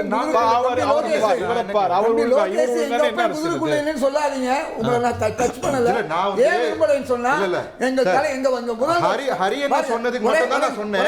அவர் வந்து அவர் கட்சி மாநில தலைவர் நான் சொன்னேனே தவிர நான் வந்து 19 ரூபாய் சொல்லல. பாலிசி என்ன தெரியுமா? முதல்வர் ஸ்டாலின் அவர்கள் எங்க கூட்டணி கட்சியுடைய தலைவர். அவர் தெளிவா எடப்பாடியாரை மட்டும்தான் பின் பாயிண்ட் பண்ணுவார். ஒரு நாளும் கூட விஜயை வந்து ஒரு வார்த்தை கூட இன்னைக்கு வரை சொல்லல. ஆமாங்க, அவங்க எப்படி சொல்லுவாங்க, அவர் மாதிரி எப்படி சொல்லுவாங்க, ஆனா ஃபாலோ பண்ணுவாங்க. இவர் வேட்புமனு தாக்கல் பண்றாரு, அவர் வேட்புமனு வேட்புமனுல ஒரு கார் கூட இல்லன்னு சொல்லுவாங்க. வெளியே ஏறி வந்து ரெட் கலர் ஜீப்ல போவாரு. அந்த ஜீப்புக்கு ரோட் ஷோ பர்மிஷன் வாங்குனாங்களான்னு தெரியாது, ஆனா கை காட்டிட்டே போவாரு. என்ன இதெல்லாம் என்ன லாஜிக் நம்ம கேட்கலாம். ஓகேங்களா? இவர் குளத்தூருக்கு வராருன்றனால அவருக்கு 2000 போலீஸ் பாதுகாப்பு கொடுப்பாங்க. எங்க மக்கள் செய்றாங்க, மக்களுக்கு பாதுகாப்பு கொடுக்க மாட்டாங்க. எல்லாம் செய்யறதெல்லாம் செய்வாங்க. உங்களை பத்தி ஒவ்வொரு விஷயமும் விஜயனா என்ன செய்யறாரோ அதுக்கு கவுண்டர் நரேட்டிவா தான் களத்துல ஆக்ஷன் செய்யறாங்க டிஎம்கே. ஆனா வெளியே பேச மாட்டாங்க, பேர சொல்ல மாட்டாங்க. அப்படின்னா அது அவங்களோட பயமா ஒரு ஸ்ட்ராட்டஜியா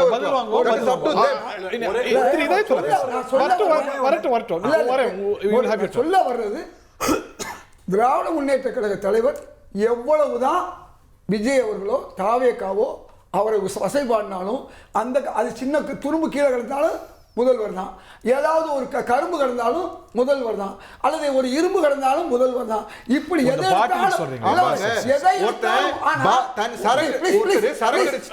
முடிச்சுக்க நீங்க பேசுங்க, நான் டைம் கொடுக்குறேன். நீங்க பேசும்போது நான் குறுக்க வர மாட்டேன். ஆனா முதல்வர் பாருங்க எவ்வளவு தெளிவா இருக்காரு. தனக்கு யார் நெக்ஸ்ட் தலைவர், இரண்டாவது கட்சி நினைக்கிறத விரும்புறாரு. அவர் தான் அதிமுக மக்கள் நினைக்கிறாங்க. கூடுதல் அவங்க வந்து செல்வாக்கு நினைக்கிறாங்க. ஆனா விஜயை பத்தி ஒரு வார்த்தை கூட சொல்லாத முதல்வரை எந்த நேரம் பார்த்தாலும் கரிச்சு கூட்டுவது மட்டும்தான் உங்க வேலையா இருக்கிறத மக்கள் பார்த்துக்கிட்டு இருக்காங்க. ஓகே, இடைவெளிக்கான தருணம். அதுக்கு முன்னாடி நாகராஜ், விஜய் சார் வந்து நீட்டுக்கு எதிரானவரா ஆதரவானவரா? எதுக்கு விஜய் சார் நீட்டுக்கு எதிரானவரா ஆதரவானவரா? எங்க அவர் வந்து இதுலயே சொல்லிட்டாரு. இல்ல ஃபாலோ பண்ணனா அதுக்கு முதல்ல ஒரு கேள்வி இல்ல, ஒரே தெளிவா சொன்னாரு. கல்வி மாநில பட்டியலுக்கு வரணும், கல்வி மாநில பட்டியலுக்கு வரணும். இப்ப நீங்க சொல்லுங்க கல்வி மாநில பட்டியலுக்கு வரணும்னு சொன்னாரு. பதில் சொல்லுங்க. இப்ப நான் பதில் சொல்றேன், நீங்க பேசுங்க, எங்கட பேசுங்க. எங்கட கல்வி மாநில பட்டியலுக்கு வரணும்னு சொன்னாரு. இது பேர் என்ன? இந்த ஸ்டாண்ட் பேர் என்ன? கல்வி மாநில பட்டியலுக்கு வரணும்னாரு. இல்லங்க, நான் என்ன கேட்டேன், நீட்டுக்கு எதிரானவரா ஆதரவானவரா? கல்வி மாநில பட்டியல் வருதா? நான் கேட்ட கேள்வி ரொம்ப பிரைஸா கேக்குறேன். நீட்டுக்கு எதிரானவரா ஆதரவானவரா? எதிரானவரா. ஒரு கோச்சிங் இன்ஸ்டிடியூட்ல இன்வெஸ்ட் பண்ணிருக்காரு 20 crores. என்ன பண்ணனும்ன்றீங்க? எது கேட்டு சொல்லுங்க. என்ன நீங்க பிசினஸ் பண்ணலாம். இப்ப நீங்க அவர் பர்சனல் லைஃப் எடுக்கறீங்க. அண்ணாமலை ஒரு இடத்துல ஏக்கர் கணக்குல இடத்த வாங்குனாரு, அந்த இடம் எவ்வளவுக்கு வாங்குனாரு அப்படினா பேசலாமா? சும்மா தேவையா பர்சனல் லைஃப் எல்லாம் பேசாதீங்க. பர்சனல் லைஃப் எடுத்து பேசாதீங்க. என்ன பர்சனல் லைஃப் எடுத்து பேசுறீங்க? என்ன பேசுறீங்க? கல்வி மாநில பட்டியலுக்கு வரணும்னு சொன்னேன். அத பத்தி நீங்க செஞ்சா பைனரியா பதில் சொன்னா பைனரியா பதில் சொல்லுங்க. நான் பைனரியா சொன்னேன். கல்வி மாநில பட்டியலுக்கு வரணும்னு சொன்னேன். நீங்க ஒரு டைவர்ஷன் பண்ணீங்க. நான் அவர் கேட்ட கேள்வி நான் பதில் சொன்னேன். பார்த்தா நீங்க உடனே பிஜேபி பிஜேபி உள்ளே பிஜேபி பேசவே இல்லங்க. நான் கேட்டது நீட் எதிர்த்தீங்க. ஏன் ஒரு coaching institute which is teaching நீட்டுக்கு இன்வெஸ்ட் பண்றீங்க? ஏன் வளர்க்கறீங்க? தமிழ்நாடு அரசு சம்பாதிக்கலாம். காசு இருந்தா என்ன வேணா பண்ணலாம். காசு சம்பாதிக்க என்ன வேணா பண்ணலாம். முதல்ல நீங்க சொல்றது என்ன வேணா பண்ணலாம். சொல்றது ப்ரூஃபே கிடையாது. அவளோட வீடியோ படிங்க, படிச்சிட்டு வாங்க. அதுல நீட் இன்ஸ்டிடியூட் ட்ரெய்னிங் இருக்கு. ஆமா, கோகுலம் நீட் இன்ஸ்டிடியூட் ட்ரெய்னிங் இருக்கு. நீட் இன்ஸ்டிடியூட் ட்ரெய்னிங் இருக்கு. சும்மா அடிச்சு விடாதீங்க. போய் சொல்றது மட்டுமே போடுங்க. சுத்தாதீங்க. நீட் இன்ஸ்டிடியூட் நீட்ல வார்த்தை இருக்கா? நீட்ல வார்த்தை இருக்கா? சும்மா உங்களுக்கு தோன்ற விஷயத்தை நரேஷன் செட் பண்ணி அடிங்க. கோச்சிங் இன்ஸ்டிடியூட் நீட் சொல்றீங்க போட்டுருக்கா. அவர் போடுற அஃபிடவிட்ல இந்த இன்ஸ்டிடியூட்ல கோச்சிங் ட்ரெய்னிங் இல்லீகல் ஜாபா? இல்லாத ஒரு விஷயம் உருவாக்குறீங்க. இல்லீகல் ஜாப் இல்ல. It is very much legal தாங்க. இவங்க என்ன சொல்றாங்க, நாங்க நீட்டுக்கு எதிர்வாரணும்னு சொல்றாங்க. அந்த கோச்சிங் இன்ஸ்டிடியூட் நீட் வந்து சொல்றாங்க. மக்கள் சத்துட்டு இருக்காங்க. ஒவ்வொரு நாள் அடித்த மரணத்துக்கு அப்புறம் அந்த மாதிரி எவ்வளவு பேர் சத்துட்டு இருக்காங்க. இது இவரே ப்ரோமோட் பண்ண கூடாதுல? என்ன ப்ரோமோட் பண்ணாரு? என்ன ப்ரோமோட் பண்ணாரு? இல்ல என்ன நீங்க சொன்ன இன்ஸ்டிடியூட் என்ன ப்ரோமோட் பண்ணாரு? இல்ல இன்வெஸ்ட்மென்ட் இல்ல சார் இல்ல நாகராஜ், இன்னைக்கு நமக்கு பிடிச்சிருக்கோ பிடிக்கல, தமிழ்நாடு அரசுக்கு கூட பிடிக்கல, அதிமுகவுக்கு பிடிக்கல, திமுகவுக்கு இல்ல, NEET exams happen. People should அதுக்கான ட்ரைனிங் எடுத்துக்கணும், எழுதணும். நீட் எக்ஸாம்ஸ் ஹேப்பன், அதுக்கான ட்ரைனிங் எடுக்கணும், எல்லாமே பண்ணணும். நான் வந்து நீங்க அதுல எந்த first ஒரு கேட்ட மாற்று கேள்விக்கும் கருத்தும் பதில் சொல்லல. சொல்லல, அவர் கேட்ட கேள்விக்கும் பதில் சொல்லல. நல்லா பேசுவோம். முதல்வர் உங்களை தான் விமர்சிக்கிறாரு. ஒன்னு டிஎம்கே இன்னொரு டிவிகே அப்படின்னு எதிரொலிச்சுட்டே இருக்கிறாங்களே, அது எதிரொலிக்காத காலத்துல முதல்வர் உங்களை தான் விமர்சிக்கிறாரு. பட் அவங்க வந்து டிஎம்கே வெர்சஸ் டிவிகே தான் கலங்குறாங்க. வேற வழி இல்லல்ல. டிவிகேக்கு வேற என்ன இருக்கு சொல்லுங்க. இல்ல அவங்களுக்கு ஒரு மொமெண்டம் பிக்காரத நீங்க பார்க்கலையா? நீங்க பெரம்பூர்லயோ கொளத்தூர்லயோ போக கூட முடியல. அது நமக்கு வந்து மத்த எந்த கட்சிக்கு பார்க்கறோம். அது கரூர்ல கூட பார்த்தோம். கடைசியில 41 பேரோட மரணத்துல தான் அது முடிஞ்சிச்சு. அதை நான் விமர்சனமா சொல்ல விரும்பல. இருந்தாலும் ஒரு நடிகராக மக்கள், அதுவும் இந்த ஃபர்ஸ்ட் ஓட்டர்ஸ் செகண்ட் ஓட்டர்ஸ் அவங்களோட ஆர்ப்பாட்டம் அந்த மாதிரி இருக்கு. எப்படி சினிமாவுக்கு ரிலீஸ் அன்னைக்கு போய் வெளியில தியேட்டர் வாசல் நின்று பண்ணுவாங்களோ அது மாதிரி பண்ணிட்டு இருக்காங்க. ஒரு மாற்று அரசியல் நீங்க பார்க்கலையா? இல்ல மாற்று அரசியலாக அவர் நினைச்சிட்டு வராரு. இவ்வளவு நேரம் நம்ம டிபேட் பண்ணும்போது தெரிஞ்சிச்சு. எந்த சார் ஒரு நிமிஷம் நான்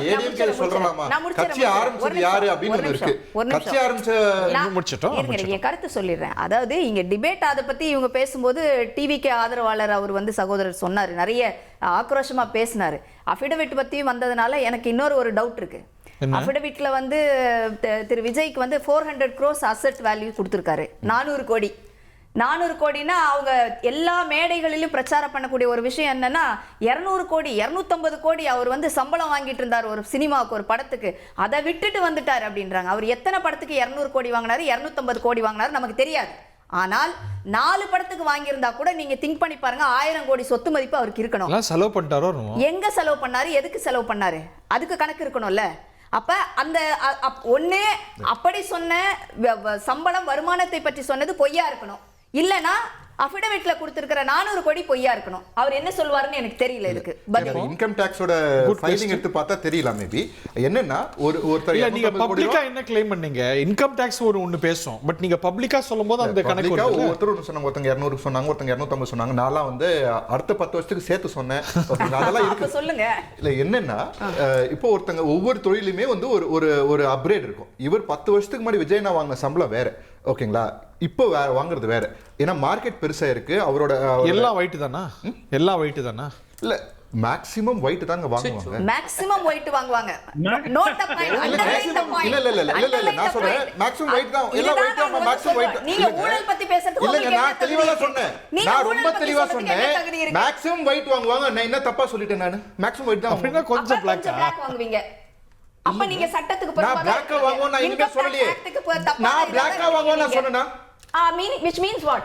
இல்லங்க, அவர் எல்லாரும் ஒயிட்டா வாங்குவாங்க. அவர் மேக்ஸிமம் ஒயிட் வாங்குவாங்க நான் சொன்னேன்.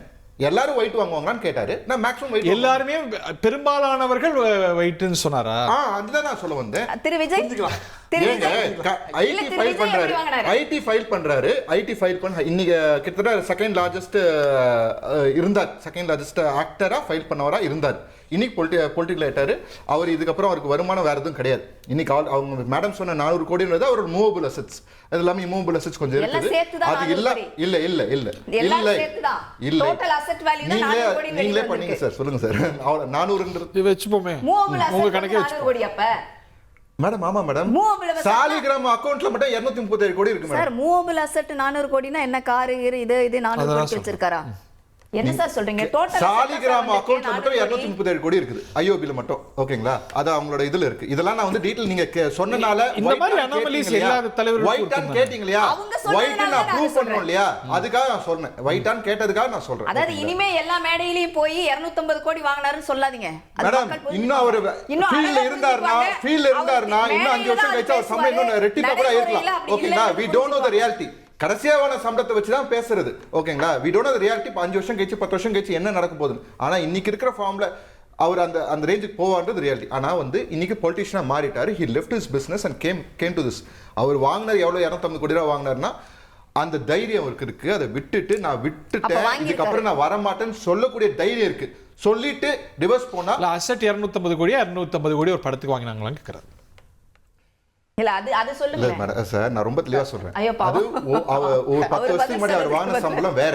இது ஒரு பிசினஸ் மாதிரி தான், ஓகேங்களா? அவங்களுக்கு மார்க்கெட் எவ்வளவு இருக்குதோ அந்த மார்க்கெட்டுக்கு ஏத்த மாதிரி சார், எக்ஸ்பாண்ட் ஆயிட்டே வாங்குறத போகும். பத்தி நாங்க எதுவுமே குறை சொல்லல சார். நான் என்ன கேக்குறேன், ஒவ்வொரு மேடைகளிலும் நீங்க திரு விஜயா இருக்கட்டும் இல்ல திரு விஜய் அதுதான் மேடம் ஆதரவாளர்களா சொல்றேன். இருக்கட்டும், நீங்க மாச சம்பளம் வாங்கல அவர் மாச சம்பளம் வாங்கல. ஒரு வருஷத்துக்கு ஒரு படம் நடிப்பாங்க, ஒரு வருஷத்துக்கு 2 படமும் நடிப்பாங்க. சில டைம் வந்து 2 வருஷத்துக்கு சேர்த்து 3 படம் வெளியே வரும். மாச சம்பளம் வாங்கல. மார்க்கெட்டுக்கு ஏத்த மாதிரி எந்தெந்த லாங்குவேஜ்ல டெலிகா போகுது, எந்தெந்த நாடுகளுக்கு அது போகுது, அங்க எத்தனை ஸ்கிரீன்ஸ் டெலிகாஸ்ட் ஆகுதுன்றத பொறுத்து எல்லாத்தையும் சேர்த்து தான் அது ஃபிக்ஸ் ஆகுது. இப்போ நம்ம அதை பத்தி பேச போறோமா, பொலிட்டிக்கல் லைஃப் பத்தி பேச போறோமா? Choice is yours. அது முக்கியம். அவர் ஊழல் பத்தி பேசியிருக்காரு. அவர் ஊழல் பத்தி பேசுவாரு. ஏன்னா பேசியிருக்காரு. நான் ரொம்ப நேர்மையானவன் பேசுறாரு. அதனால கேக்குறேன். அவர் ரொம்ப தெளிவா சொன்னாரு, நானும் ஊழல் பண்ண மாட்டேன், என்ன சுத்தி இருக்கவங்களும் ஊழல் பண்ண விட மாட்டேன்னாரு. அந்த தைரியம் அவருக்கு இருக்கு. எங்க உங்களால சொல்ல முடியுமா? இல்ல, நான் ஒரு ஆடியோ பார்த்தேன். போஸ்டிங்க்குலாம் வந்து காசு கேட்டதெல்லாம் ஒரு ஆடியோ. ஆமா, நீங்களே கலப்பி விடுவீங்க, நீங்களே ஏஐல ரெடி பண்ணி கலப்பி விடுவீங்க.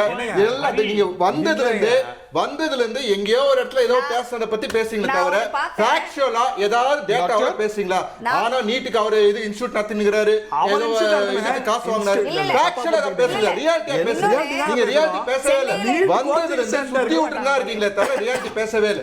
நம்ம ரியாலிட்டி பேசணும்னா இல்ல பிஜேபி நான் என்ன கேட்கிறேன், கடந்த 10 வருஷத்துல எவ்வளவு வளர்ந்துருக்கு? 10 வருஷத்துக்கு முன்னாடி கால் ஊன மாட்டாங்க விட மாட்டோம்னு சொன்னாங்க. இன்னைக்கு எத்தனை % வளர்ந்துருக்கு? அதுக்கு காரணம் 2 பெரிய கட்சிகள் தான். இன்னைக்கு ஒன்னு ஏடிஎம்கே மேல சவாரி செஞ்சு அதை அழிச்சு இவங்க ஓட் பர்சன்டேஜ் வாங்கினாங்க. இன்னொரு அந்த விளையாட்டுக்கு ஸ்பேஸ் கொடுத்தது டிஎம்கே. ஆனா அந்த டிஎம்கே கூட இருந்துகிட்டு 2024 தேர்தல்ல ரைட் பிஜேபி தனியா ஒரு கூட்டணி ஃபார்ம் பண்ணி ஏடிஎம்கே இல்லாம தான் இருந்தது. அல்ல பாமக என்ன ஏடிஎம்கே கிட்ட கோர் ஓட் எவ்வளவு இருந்தது ஒரு காலத்துல, அவங்க கோர் ஓட் எவ்வளவு போச்சு? இல்ல, அவங்க கோர் ஓட் ஒரு தேர்தல் கூட சந்திக்கல. இப்பதான் வந்திருக்கீங்க. தேர்தல் சந்திக்கல நான் சொல்றது பேசக்கூடாதா? ஓட் அந்த புத்தி இப்ப நான் கேக்குறேன், அந்த புத்தி பேர் என்ன சார்? அடுத்தவங்க தேர்தல் ஒரு தேர்தல் கூட சந்திக்கல, நீங்க பேச தகுதியில நினைக்கிறது அது என்ன சார் மென்டாலிட்டி உங்களுக்கு? சார் வந்ததுல ஓடிட்டே இருந்தா அப்படிதாங்க சொல்லுவாங்க. நீங்க ஓடுறீங்க சார், ஆடியோ கேட்டேன் என்ன ப்ரூஃப் சார்? ஆடியோ கேட்டேன் வந்ததுல உளறது ஒரு மணி நேரம் உளறது நீங்க. யார் பேசுறது பேசுறது நீங்க, உளறிட்டு இருக்கிறது நீங்க.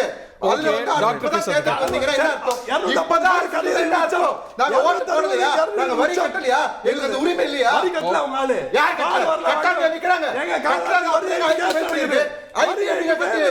உங்க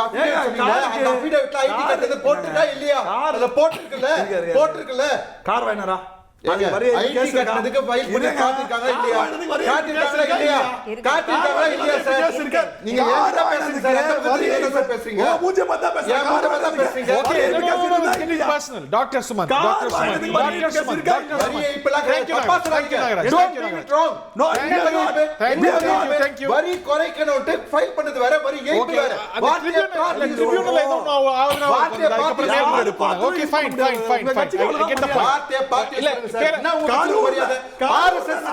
உங்களால கட்சி பேர் போட்டு பேச முடியுமா? உங்க கட்சி பேர் என்ன சார்? என்னது நீங்க என்ன சார்? நீங்க நான் என்ன கட்சி பேர் என்ன? ஓகே கட்சி நீங்க யாரை பேசுறீங்க? நீங்க யாரை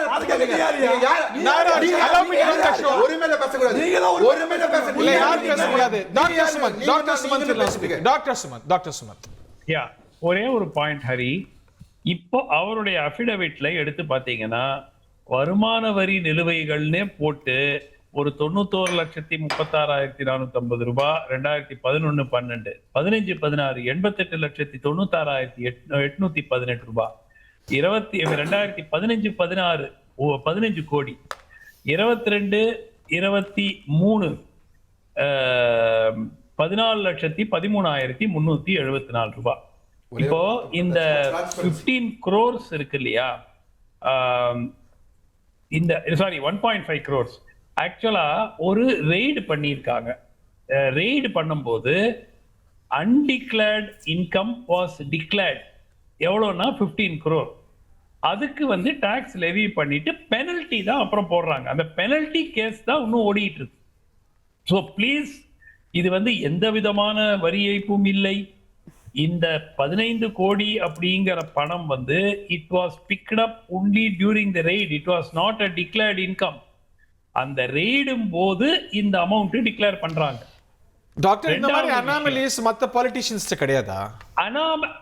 அவங்க வந்து நான் தான் தூய சக்தின்னு சொல்லலையே. இப்போ திமுகவோ அண்ணா திமுகவோ நாங்கள் தூய சக்திகள்னு சொல்லிட்டு வரலையே. You know what you are getting Hari. ஊழல் செய்வார்கள் என்று தெரிந்துதானே மக்கள் ஓட்டு போடுறாங்க. வேற நான் தூய சக்தினா நான் இன்னொன்னு சொல்றேன். இந்த சர்ச்சும் போதே ஒரு விஷயம் வருது, அது அன்னைக்கு கூட பிரீஃபா டிஸ்கஸ் பண்ணோம். ஐ திங்க் சம் 2.92 crores 2.92 கோடி இது வந்து ரசிகர் மன்றத்துக்கு செலவாகிருக்கு அப்படின்னு சொல்லி அதுக்கு எக்ஸம்ஷன் கிளைம் பண்ணியிருக்காங்க, வரி விலக்கு.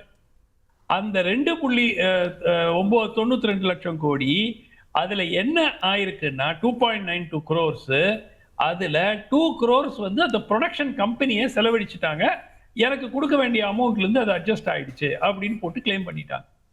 அதுக்கப்புறம் அந்த கம்பெனியை வந்து போய் கேட்கும் போது அவங்க கிட்ட இதுக்கு எவிடன்ஸே இல்லை. ஸோ அந்த 2 கோடிக்கு நீங்க டாக்ஸ் கட்டணும் அப்படின்னு போட்டிருக்காங்க. இது எல்லாமே இது நான் சொல்லலை, இது எல்லாமே அவருடைய தனிப்பட்ட செயல்பாடு தானே, ஒரு பப்ளிக் சர்வெண்ட் இல்லையா அவரு? இருக்க இல்ல ஹரி, இதெல்லாம் வந்து இந்த ஆர்டர்லயே இருக்கு, கோர்ட் டாக்குமெண்ட்ல இருக்கு. இது ஒண்ணும் பெரிய ஒரு ராக்கெட் சயின்ஸ் கிடையாது. So what's your point? இதெல்லாம் எப்படி நீங்க justify? My point is there is clear evidence that there has been a failure to declare the true income. Okay, அதுக்கு கிளியரா போட்டுருக்காங்களே, அதுதான் இப்ப பெனல்டி போட்டு வெளியே போறாரு. என்னென்ன வழக்குகள் பெண்டிங் இருக்குன்னு டிரான்ஸ்பரண்டா வெளியே போடுறாங்க. சொத்து எவ்வளவு இருக்கு மறைக்கிற தலைவர்கள் மத்தியில என்னென்ன இருக்கு அப்படின்ற பெண்டிங் என்ன இருக்குன்னு கூட மென்ஷன் பண்றாங்க. That is called transparency. ஒரு நிமிஷம் சார், மர்டர் அக்யூஸ்ட் கூட அந்த கேஸை நீங்க போடலன்னா நீங்க டிஸ்குவாலிஃபை ஆயிருவீங்க சார். பெண்டிங் கேஸ நீங்க வந்து அபிடவிட்ல போடலைன்னா உங்களுடைய எதிர் கேண்டிடேட் இந்த கோர்ட்ல இந்த கேஸ் பெண்டிங்கா இருக்கு, அதுக்கான ஃபைல் தான் போட்டுருக்காங்கன்னு சொன்னீங்க, அதுக்கான கேஸ் போயிட்டு இருக்குன்னு சொன்னீங்க. அத நாங்க ஓபனா மென்ஷன் பண்றாங்க அபிடவிட்ல, அது டிரான்ஸ்பரண்டா இருக்குறாங்க. நான் சொல்ல வரேன், I don't know what you point you are making. அவர் தெளிவா சொன்னாரு, ஏன்னா அவர் நடிகரா இருந்த வரைக்கும் he was part of the system. இப்போ அந்த சிஸ்டத்துல ஒரு முதலமைச்சரா தன் கடமையை செய்யணும்னு நினைச்சிட்டு மக்களை நோக்கி வராரு. மக்களை நோக்கி வரும்போது நான் முதலமைச்சர் ஆனதுக்கு அப்புறம் நானும் ஊழல் பண்ண மாட்டேன், சுத்தி இருக்கவங்க ஊழல் பண்ண விட மாட்டேன்னு சொல்றது ஒரு போல்ட் ஸ்டேட்மெண்ட். அந்த போல்ட் ஸ்டேட்மெண்ட் சொல்றதை வரவேற்கலாம். சரி, வரவேற்கிறதுக்கு மனசு இல்லையா? இவரு அதை விட்டுட்டு இவர் ஆல்ரெடி இப்படி பண்ணிருக்காரு அப்படி பண்ணிருக்காரு இல்லாத ஒரு விஷயத்தை உருவாக்கி அதை ஏன் பேசணும் கேக்குறேன் சார். அதை மட்டும் சொல்லாதீங்க, இல்லாத விஷயம் இது எல்லாமே பிளாக் அண்ட் ஒயிட்ல இருக்கு. கோர்ட் அதுல நிறைய விஷயம் ஃபால்ஸா சொன்னாங்க சார். நீங்க சொன்னதுலயுமே ஃபுல் ட்ரூத் கிடையாது. நீங்க சொன்னதுலயுமே ஃபுல் ட்ரூத் கிடையாது. அது இருந்ததுல ஒரு பாயிண்ட் சொன்னீங்க, ஒரு பாயிண்ட் சொன்னீங்க, ஃபுல் ட்ரூத் கிடையாது. அப்படிதான் வெளியே போகுது.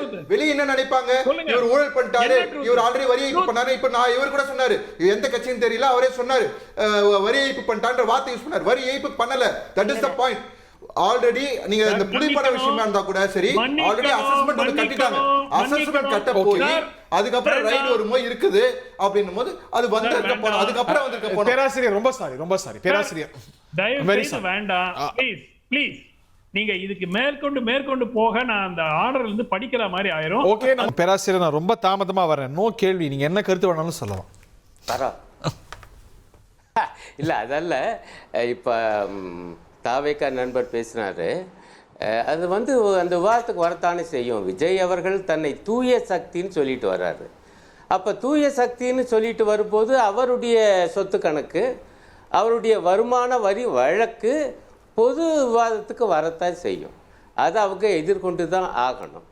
ஆனால் எனக்கு என்ன ஆச்சரியம்னா, பாஜக காரங்களுக்கு அதை பற்றி கேள்வி கேட்க உரிமை உண்டான்னு சந்தேகம். ஏன்னா யாருக்கு வரைக்கும் கூட நம்ம இல்லை நான் என்ன கேட்குறேன், இவங்க தான் இப்போ இப்போ 2 பேர் பொதுவாக பாஜக ஆதரவாளர் ஒருத்தர் பேசினாரு, மித்தவங்களும் பேசினாங்க. ஆனால் பாயிண்ட் வந்து என்னன்னா, தமிழிசை அக்கா சகோதரி நேற்று வரைக்கும் தம்பி விஜய் தேசிய ஜனநாயக கூட்டணியில் வந்து சேர்வது தான் அவருக்கு நல்லது என்று கடைசி வரைக்கும் அப்பீல் பண்ணிட்டு இருந்தாங்க. தலைவர் நயினா நாகேந்திரன்ட்ட இப்படி பேச்சுவார்த்தையெல்லாம் நடக்குதாவினா எது வேணாலும் நடக்கலாம்னு சொன்னார். அமைச்சர் முருகன்ட்ட கேட்டாங்க, இப்படி தாவேக்காவோடு கூட்டணியாமலே பேச்சுவார்த்தை, ஆமாம் எது வேணாலும் நடக்கலாம், இதெல்லாம் அவளையும் கேட்டுட்டு தான் வந்திருக்கோம். இப்போ தவறி விஜய் வந்து பாஜக அதிமுக கூட்டணிக்கு வந்திருந்தா இதெல்லாம் பேசுவாங்களா? இயல்பு தானே. இப்போ கூட்டணி வரதுக்கு முன்னாடி பிரேமலதா அம்மா மோடி வாழ்கன்னு சொன்னாங்க. ஓபிஎஸ் மோடியோட பக்தர், இங்க வந்து மாத்தி பேசுறது இல்லையா? அது மாதிரி தானே. இல்லைங்க, மாற்றி பேசுவது என்பது அரசியலில் நடந்திருக்கு, நான் அதெல்லாம் மறுக்கல, அதுவும் கூட விவாதத்துக்கு வரும், நான் இல்லைங்கள. இது அடிப்படையான குணம் பற்றிய பிரச்சனை. அது சரி, அது சரி. அது தன்னுடைய அரசியல் ஒழுக்கம் பற்றிய பிரச்சனை. அப்படியெல்லாம் சொல்லிட்டு வர்றாரு. நான் இந்த நண்பர் கூட இப்போ சொன்னால, நானும் ஊழல் செய்ய மாட்டேன், மற்றவர்களையும் ஊழல் செய்ய விட மாட்டேன், காரணம் நான் தூய சக்தியுடைய சொத்து எவ்வளவு, ஒரு படத்துக்கான வருமானம் எவ்வளவுன்னு கணக்கு இடிக்குதுல்ல, வருமான வரி வழக்குகள் என்னன்னு இடிக்குதுல்ல, அது வாதத்துக்கு வரத்தானே செய்யும். ஆனா இதெல்லாம் இப்ப நடந்ததா, இன்னைக்கு நடந்ததா? இதெல்லாம் பேராசிரியர், நீங்க மனசை தொட்டு சொல்லுங்க. உங்க அணியில டிக்ளேர்ட் இன்கம்னு கொடுத்துருக்காங்கல்ல, அவங்க அஃபிடவிட்ல கொடுத்துருக்காங்க, அவ்வளவுதான் சொத்து மதிப்பு எல்லா வேட்பாளருக்கும், உங்களால சொல்ல முடியுமா? முதலமைச்சர் உட்பட கேட்க நான் ரொம்ப சிம்பிளான கேள்வியை கேட்கிறேன். நீங்க இதுக்குள்ள போறீங்க. தூய சக்தின்னு வரும்போது வரும்லங்க, அதைத்தான் முக்கியமா சொல்றேன். எல்லாருமே தூய சக்தி யாராவது தன்னை தீய சக்தின்னு அடையாளப்படுத்திப்பாங்களா? எல்லாருமே நாங்க நல்லவங்க தான் சொல்லுவாங்க. இல்லங்க, இவர் தாங்க ஒருத்தங்களை தீய சக்தின்னு சொல்லிவிட்டு தான் தூய சக்தி, நான் இப்ப வர்றேன், மிச்சம் எல்லாருமே ஊழல்காரங்க, என்னைய மாதிரி கிடையாதுன்னு வரும்போது இந்த வாரம் இன்னும் கூடுதலா வருது. மித்தவங்களை பத்தி தான் பேசிக்கிட்டு தானே இருக்காங்க, பத்தி யாரும் பேசாம விட்டா அதெல்லாம் நமக்கு தெரியுங்க. அவே இந்த விஷயம் நிச்சயமாக இது விவாதத்துக்கு வரும். இது இல்லைன்னு பேசியெல்லாம் பயன் இல்லை. ஆனால் பாஜக கேட்கும்போது இந்த கேள்வியும் வரும். அடுத்து ஒரு பாயிண்ட், ஒரு அரசியல் ரீதியா நம்ம தாவேகா நண்பரை பார்த்து நான் கேட்க விரும்புறது என்னன்னா, ஐயா நாங்க பாஜகவோடெல்லாம் ஒன்றும் பேச்சுவார்த்தை நடத்தலைன்னு அவர் சொன்னாரு. ஆனால் டெல்லியில் சிபிஐ விசாரணைக்கு போயிட்டு வந்த உடனே விஜயோட கூட போயிட்டு வந்த ஆதவ் அர்ஜுனா என்ன சொன்னார்? எங்களுக்கு 90 சீட்டு வரைக்கும் தரேன், நாங்கள் 2.5 ஆண்டுகள் முதலமைச்சர் பதவின்னு சொன்னாங்க, ஆனால் எங்கள் ஆள் ஒன்றும் அசையலியில் அப்படின்னாரு. இது எப்படி வந்துச்சு? இந்த ஆஃபர் யார் கொடுத்தா? இது ஏதாவது விளக்குனாங்களா? அப்போ ஏதோ நடந்திருக்கா இல்லையா? ரைட். அடுத்த பாயிண்ட், பாஜகவை கொள்கை எதிரி என்று முதல் மாநாட்டிலேயே அறிவித்தவர் விஜய் அவர்கள். ஆனா அந்த பாஜக பத்தி இப்ப ஏதாவது விமர்சிக்கிறாரா? கொள்கை எதிரி பற்றி விமர்சிக்க மாட்டேன் என்று ஒரு கொள்கை அறிவிப்பு பண்ணார் தெரியுமா? நான் திமுக பத்தி மட்டும்தான் விமர்சிப்பேன்னாரு. இப்ப மக்களுக்காக பேசுறேங்கிறாரு. மக்களுக்கு இன்னைக்கு முக்கியமான பிரச்சனை சிலிண்டர் எரிவாயு பிரச்சனை, கேஸ் சிலிண்டர் விவகாரம். இந்த விலை ஏறிக்கிட்டு இருக்கு. இன்னைக்கு கூட ஏற்றிருக்காங்க வணிக சிலிண்டரை. இந்த ஒவ்வொரு கம்பெனியா ஏற்றிருச்சு பெட்ரோல் டீசல். நான் விவாதத்தில் சொன்னேன், அடுத்தாப்புல அதுதான்னு. இதுக்கெல்லாம் யார் காரணம்? யாருடைய கொள்கை காரணம்? அந்த மோடி அரசு அல்லவா பொறுப்பு. அதை பற்றி ஒரு வார்த்தை, ஒரு வாக்கியம் ஏன் பேச மாட்டேங்கிறாரு? பிரச்சாரத்தில் அதுவும் பேச, மக்களுக்காக நிற்கிறவர் தூய சக்தி. அப்படி என்றால் மக்களை பாதிக்கிற சகலத்தையும் பத்தி ஏன் பேசவே மாட்டேங்கிறாருங்க? அப்ப இதெல்லாம் கேள்வி வரும். என்ன அரசியலா பேசணும்னா நான் அரசியலா சொல்றேன், இதை நாங்களும் பார்த்துக்கிட்டு தான் இருக்கோம், எல்லாரும் பார்த்துக்கிட்டு தான் இருக்கோம். நீங்க ஒரு தனி இன்னும் வரும்போது இன்றைய மாநில ஆளுங்கட்சியை ஏற்று பேசுவீங்க, என்னால் புரிந்து கொள்ள முடியுது. ஆனால் ஒன்றியத்தில் ஆளுகிற கட்சிக்கு மக்கள் படுகிற பாட்டில் ஒரு பொறுப்பு இல்லைங்களா ஐயா? சட்டமன்றம்னா அதுக்காக பேச மாட்டீங்களா? நாடாளுமன்றம்னா தேர்தலே நிக்கல. கட்சி ஆரம்பிச்சாலும் 2024 நாடாளுமன்ற தேர்தலில் விஜய் அவர்கள் கட்சியை தேர்தல் காலத்துக்கே கொண்டு வரல. சட்டமன்றத்தில் கேட்டால் நான் முதலமைச்சர் தான் பேசுவேன், பிரதம மந்திரி பற்றி பேச மாட்டேன். ஆனால் மக்களுக்கு வரக்கூடிய இந்த முக்கியமான பிரச்சனை யாரால் வந்தது? பிரதமராலா இல்லையா? ஏன் அதை பத்தி கூட பேச மாட்டேங்கிறாரு? அப்ப யாரு வரு? அப்ப இந்த கேள்விகள் எல்லாம் கண்டிப்பாக இந்த காலத்தில் பேசத்தான் படும். அதையும் அவங்க எதிர்கொண்டு என்ன பதில் சொல்றாங்கன்னு பார்ப்போங்கிறது தான் என்னுடைய பாயிண்ட். இப்போ ஒரு விஷயம், தூய சக்தின்றனால இந்த விமர்சனம்லாம் வரும், மற்றவங்க மேல விமர்சனம் கூடாதுன்னா அவங்களாம் தீய சக்தி, விஜய் நான் சொன்னது கரெக்ட் தான்றதை ஒத்துக்கிற மாதிரி எனக்கு ஃபீல் ஆகுது. ஒன்று. ரெண்டாவது, விஜயனா தெளிவா சொன்னதுதான் அவங்க பிஜேபி கொள்கை எதிரின்ட்டு. விஜயனா எங்கேயுமே கூட்டணி பத்தி பேசவே இல்லை. கூட்டணி நாங்க ஒரு பேசாமையா 90 சீட் அது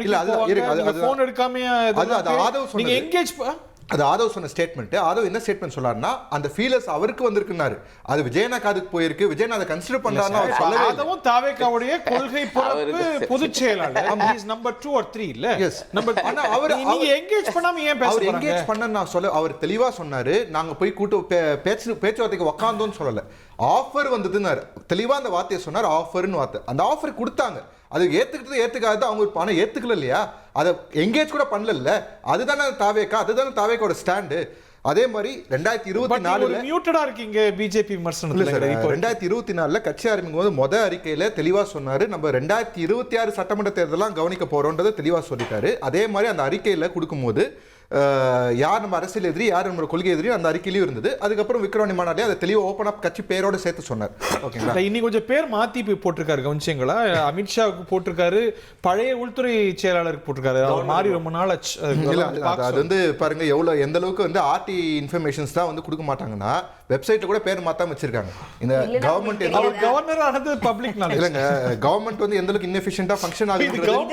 ஆமாங்க, வெப்சைட்ல பேர் மாத்தணும்ங்க. யார் அதிகாரி கான்டாக்டர்ஸ்ன்ற இடத்துல கான்டாக்டர்ஸ்ன்ற பேர் கரெக்டான பேர் அவங்க போடணும்ல சார். அவங்க தப்பு. கான்டாக்டர்ஸ்ல கரெக்டான பேர் போடணும்ல, அது போடாத எங்க தப்பு? சரி சார், பாயிண்ட் என்னன்னா சார், பிரதமர் நேருவுக்கு லெட்டர் போகுது. சென்ட்ரல் கவர்மெண்ட் வெப்சைட்லாம் அப்படிதான், கொஞ்சம் பாத்துக்கோங்க, பார்த்து சூதனமா இல்ல புரியுது. நாங்க நெக்ஸ்ட் டைம் கண்டிப்பா அதை மாத்திக்கிறோம். இல்ல என்னன்னா பிஜேபி கொள்கை எதிரில மாற்று கருத்து கிடையாது. இதயத்துள்ள முக்கியமான அறிவிப்பு வெளியிடுறார். ராகுல் காந்தியோட பயண திட்டத்தை வெளியிடுறார் இதயத்துள்ள. சொல்லுங்க. நிச்சயமாக அவருடைய இங்க பிரச்சனை என்னன்னா, தீய சக்தி தூய சக்தின்னு சொல்றவங்க என்னங்கிறத பத்தி இன்னைக்கு எல்லாரும் இங்க பேசி முடிச்சிட்டீங்க. எங்களை பொறுத்தவரை தமிழக முதல்வர் ஒரே ஒரு சின்ன அட்வைஸ் மட்டும் பண்ணிட்டாரு. நான் என்ன கேட்டா அவர் சொல்றாரு பாத்தீங்களா, நீங்க எல்லாத்துக்கும் பதில் சொல்லி மாட்டிக்கிறீங்க. அவர் பாருங்க சப்ஜெக்ட் எல்லாமே வேற எங்கேயும் கத்துக்கோங்க. அனுபவம். கூட்டணி தலைவர் முதல்வரை பொறுத்தவரை எல்லாரையும் ஒரு நேய சக்தியா பார்க்கறதுனால தான் எங்க எல்லாருடைய தொகுதியை முறையா ஒதுக்கி இருக்காரு. எல்லாரையும் வெற்றி பெற ராகுல் காந்தி எப்ப வராரு? 26 கூட்டணி வைக்கிறதுக்கு எலெக்ஷன் அனௌன்ஸ் பண்ற வரைக்கும் இழுத்து போட்டு என்ன நேயத்தோட பாக்குறீங்க? நீங்க நான் ஏன் அமைதியா இருக்கேன், நீங்க இப்படி தேவையில்லாம பேசிட்டு இருக்கீங்க. உங்களை பத்தி இப்ப நான் பேசல, நிறைய பேசலாம், நான் பேச விரும்பல. ஏன்னா எங்க முதல்வரே உங்களை பத்தி பேச விரும்பல. நீங்க தான் அது பேர் தான் பெரிய அவர் பெரிய என்ன சீட்டு கொடுக்காம ராகுல் காந்தி இங்க முதல்வரை பத்தி ஆட்சியை பத்தி பேச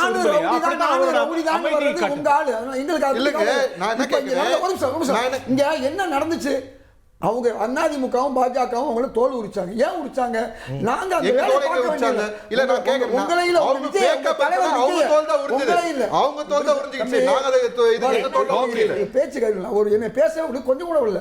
உண்மையை நான் சொல்லும்போது கொஞ்சம் கஷ்டமா தான் இருக்கும். உண்மை கசக்கும். நான் சொல்ல வர்றது எங்க உண்மையா சொல்லுங்க. ராகுல் காந்திக்கு நான் சொல்ல வர்ற விஷயம் எதுக்கு எடுத்தாலும் குறுக்க பேச உங்களை இவ்வளவு அசிங்கப்படுத்துறாங்களா? அவங்கள பத்தி பேசுங்க. ஏன் என்கிட்ட வர்றீங்க மும்புக்கு? நான் உங்களை பேசவே இல்லை. ஏன்னா எங்க தலைமை வந்து அதிமுகவை பேசுது, பரவாயில்ல, பாஜகவை பேசுது, உங்க தலைமை பேசவே இல்ல சார். ராகுல் காந்தி உங்க தலைமை பேசவே இல்ல. எங்க தமிழ்நாட்டுக்கு எங்கள் கூட்டணி தலைவர் முதல்வர் ஸ்டாலின் தான். இன்னைக்கு யார் பேசுறா?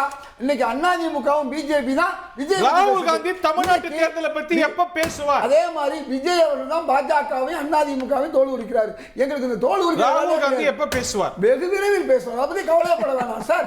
ராகுல் காந்தி வருவார் சார். நான் ஏற்கனவே சொன்னேன், மோடி 30 முறை வந்தாலும் ராகுல் காந்தி ஒரு முறை வந்தா அது 100 முறை வந்த மாதிரி. ஏன்னா அவர் நினைக்கிறாரு, எந்த அளவுக்கு தெளிவா இருக்காருன்னா, you will never ever win the hearts of the Tamil people னு பாஜகவை பார்த்து அதிமுக பாஜகவுடைய கூட இருக்கக்கூடிய அதிமுக பார்த்து சொல்றாரு. இதா சார். அதனால ஒரு விஷயத்தை சொல்றேன். நீங்க என்ன கேட்டீங்க தேர்தல் விஷயமா? நான் இப்போ உங்களுக்கு ஒரு தகவல் சொல்லிடுறேன். அதாவது ஒரே ஒரு விஷயம் தான், ஒண்ணு இல்லை. அதாவது எங்க கட்சியில சமீபத்தில் ஒரு அம்மா வந்து பாஜகவுக்கு போனாங்க. அவங்களுக்குலாம் சீட்டு கொடுத்தாங்க. அதே மாதிரி வந்து டாக்டர் காயத்ரின்னு ஒரு அம்மா இருந்தாங்க, அவங்களுக்கு சீட்டு கொடுத்தாங்க. ஏன் 89ல நானே நின்று அந்த தேர்தலில் அதுக்கு அடுத்து 91ல எனக்கு கொடுக்கல, ஒரு அம்மாவுக்கு கொடுத்தாங்க, அவங்க அதிமுகவுக்கு போனாங்க. தப்பா கொடுக்காம இனிமே இருக்கணுங்கிறதுக்காண்டி தான் ராகுல் காந்தி வந்து பேச வர்றாரு. அது மட்டுமல்ல, நீங்க இன்னொரு கேள்வி கேட்டீங்க, அதுக்கு ஒரே ஒரு பகவத்கீதையை சொல்லி முடிச்சுக்கிறேன். நான் அன்னைக்கு பகவத்கீதை பத்தி சொன்னேன், ஆனா விளக்க சொல்ல. சம துக் சுகே ஸ்வஸ்தா சம லங்காஸ்த காஞ்சன பிரிய துல்லிய பிரிய. ஒரே வார்த்தை என்னன்னா, அதாவது இன்பத்தையும் துன்பத்தையும் ஒருபோல் பாவிக்கிறவன் எவன் கல்லையும் மண்ணையும் தங்கத்தையும் ஒரே போல் பாவிக்கிறானோ, அதே மாதிரி விருப்பு இல்லாமல் இருக்கானோ அவன் தான் மனித புனிதன். ஆகவே எங்களை பொறுத்தவரை காங்கிரஸ்ல எங்களுக்கு சீட்டு கொடுத்தாலும் கொடுக்காட்டாலும் எந்த விதமான கவலை இல்லை எங்களுக்கு. உங்களுக்கும் கொடுக்க சொல்லுங்க சார். பாவம் சார். சுமன் சார் ரொம்ப வெரி வெரி லிட்டில் டைம், ரொம்ப சுருக்கமா 30 செகண்ட்ஸ். ஓகே, ஒரே ஒரு பாயிண்ட். ராகுல் காந்தி இன்றும் நாளையும் கேரளத்தில் இருக்கிறார். எவ்வளவு தொகுதினா 30 தொகுதி வழியாக. அப்கோர்ஸ் கேரளா சின்ன ஸ்டேட். அடுத்த இன்றும் நாளையும் சேர்ந்து 30 தொகுதிகளில் கிட்டத்தட்ட 12 இடத்துல பப்ளிக் மீட்டிங் ஏற்பாடு இல்ல பண்ணி அதுக்கு பேசுறாரு. முதல்லயே பதில் சொல்லிட்டாரு. இதே தொலை தெரியாதா? இப்ப இங்க கேரளத்துல எலெக்ஷன் நடக்கும்போது இங்க வந்தா கம்யூனிஸ்டுக்கு ஓட்டு வந்துருமா, அதனால வரமாட்டாராம். ஓ அப்படி சொல்லல. ஓகே இந்த பாருங்க, நான் அந்த மாதிரி சொல்லல, ஹரி தவறா சொல்ல வேணாம். அந்த வேலை முடிஞ்ச உடனே இங்க வருவாரு, முழுமையா தமிழ்நாட்டுல பார்ப்பாரு. பார்ப்போம். தேங்க்யூ. நிகழ்ச்சியில் பங்கு கொண்ட அனைவருக்கும் நன்றி, வணக்கம்.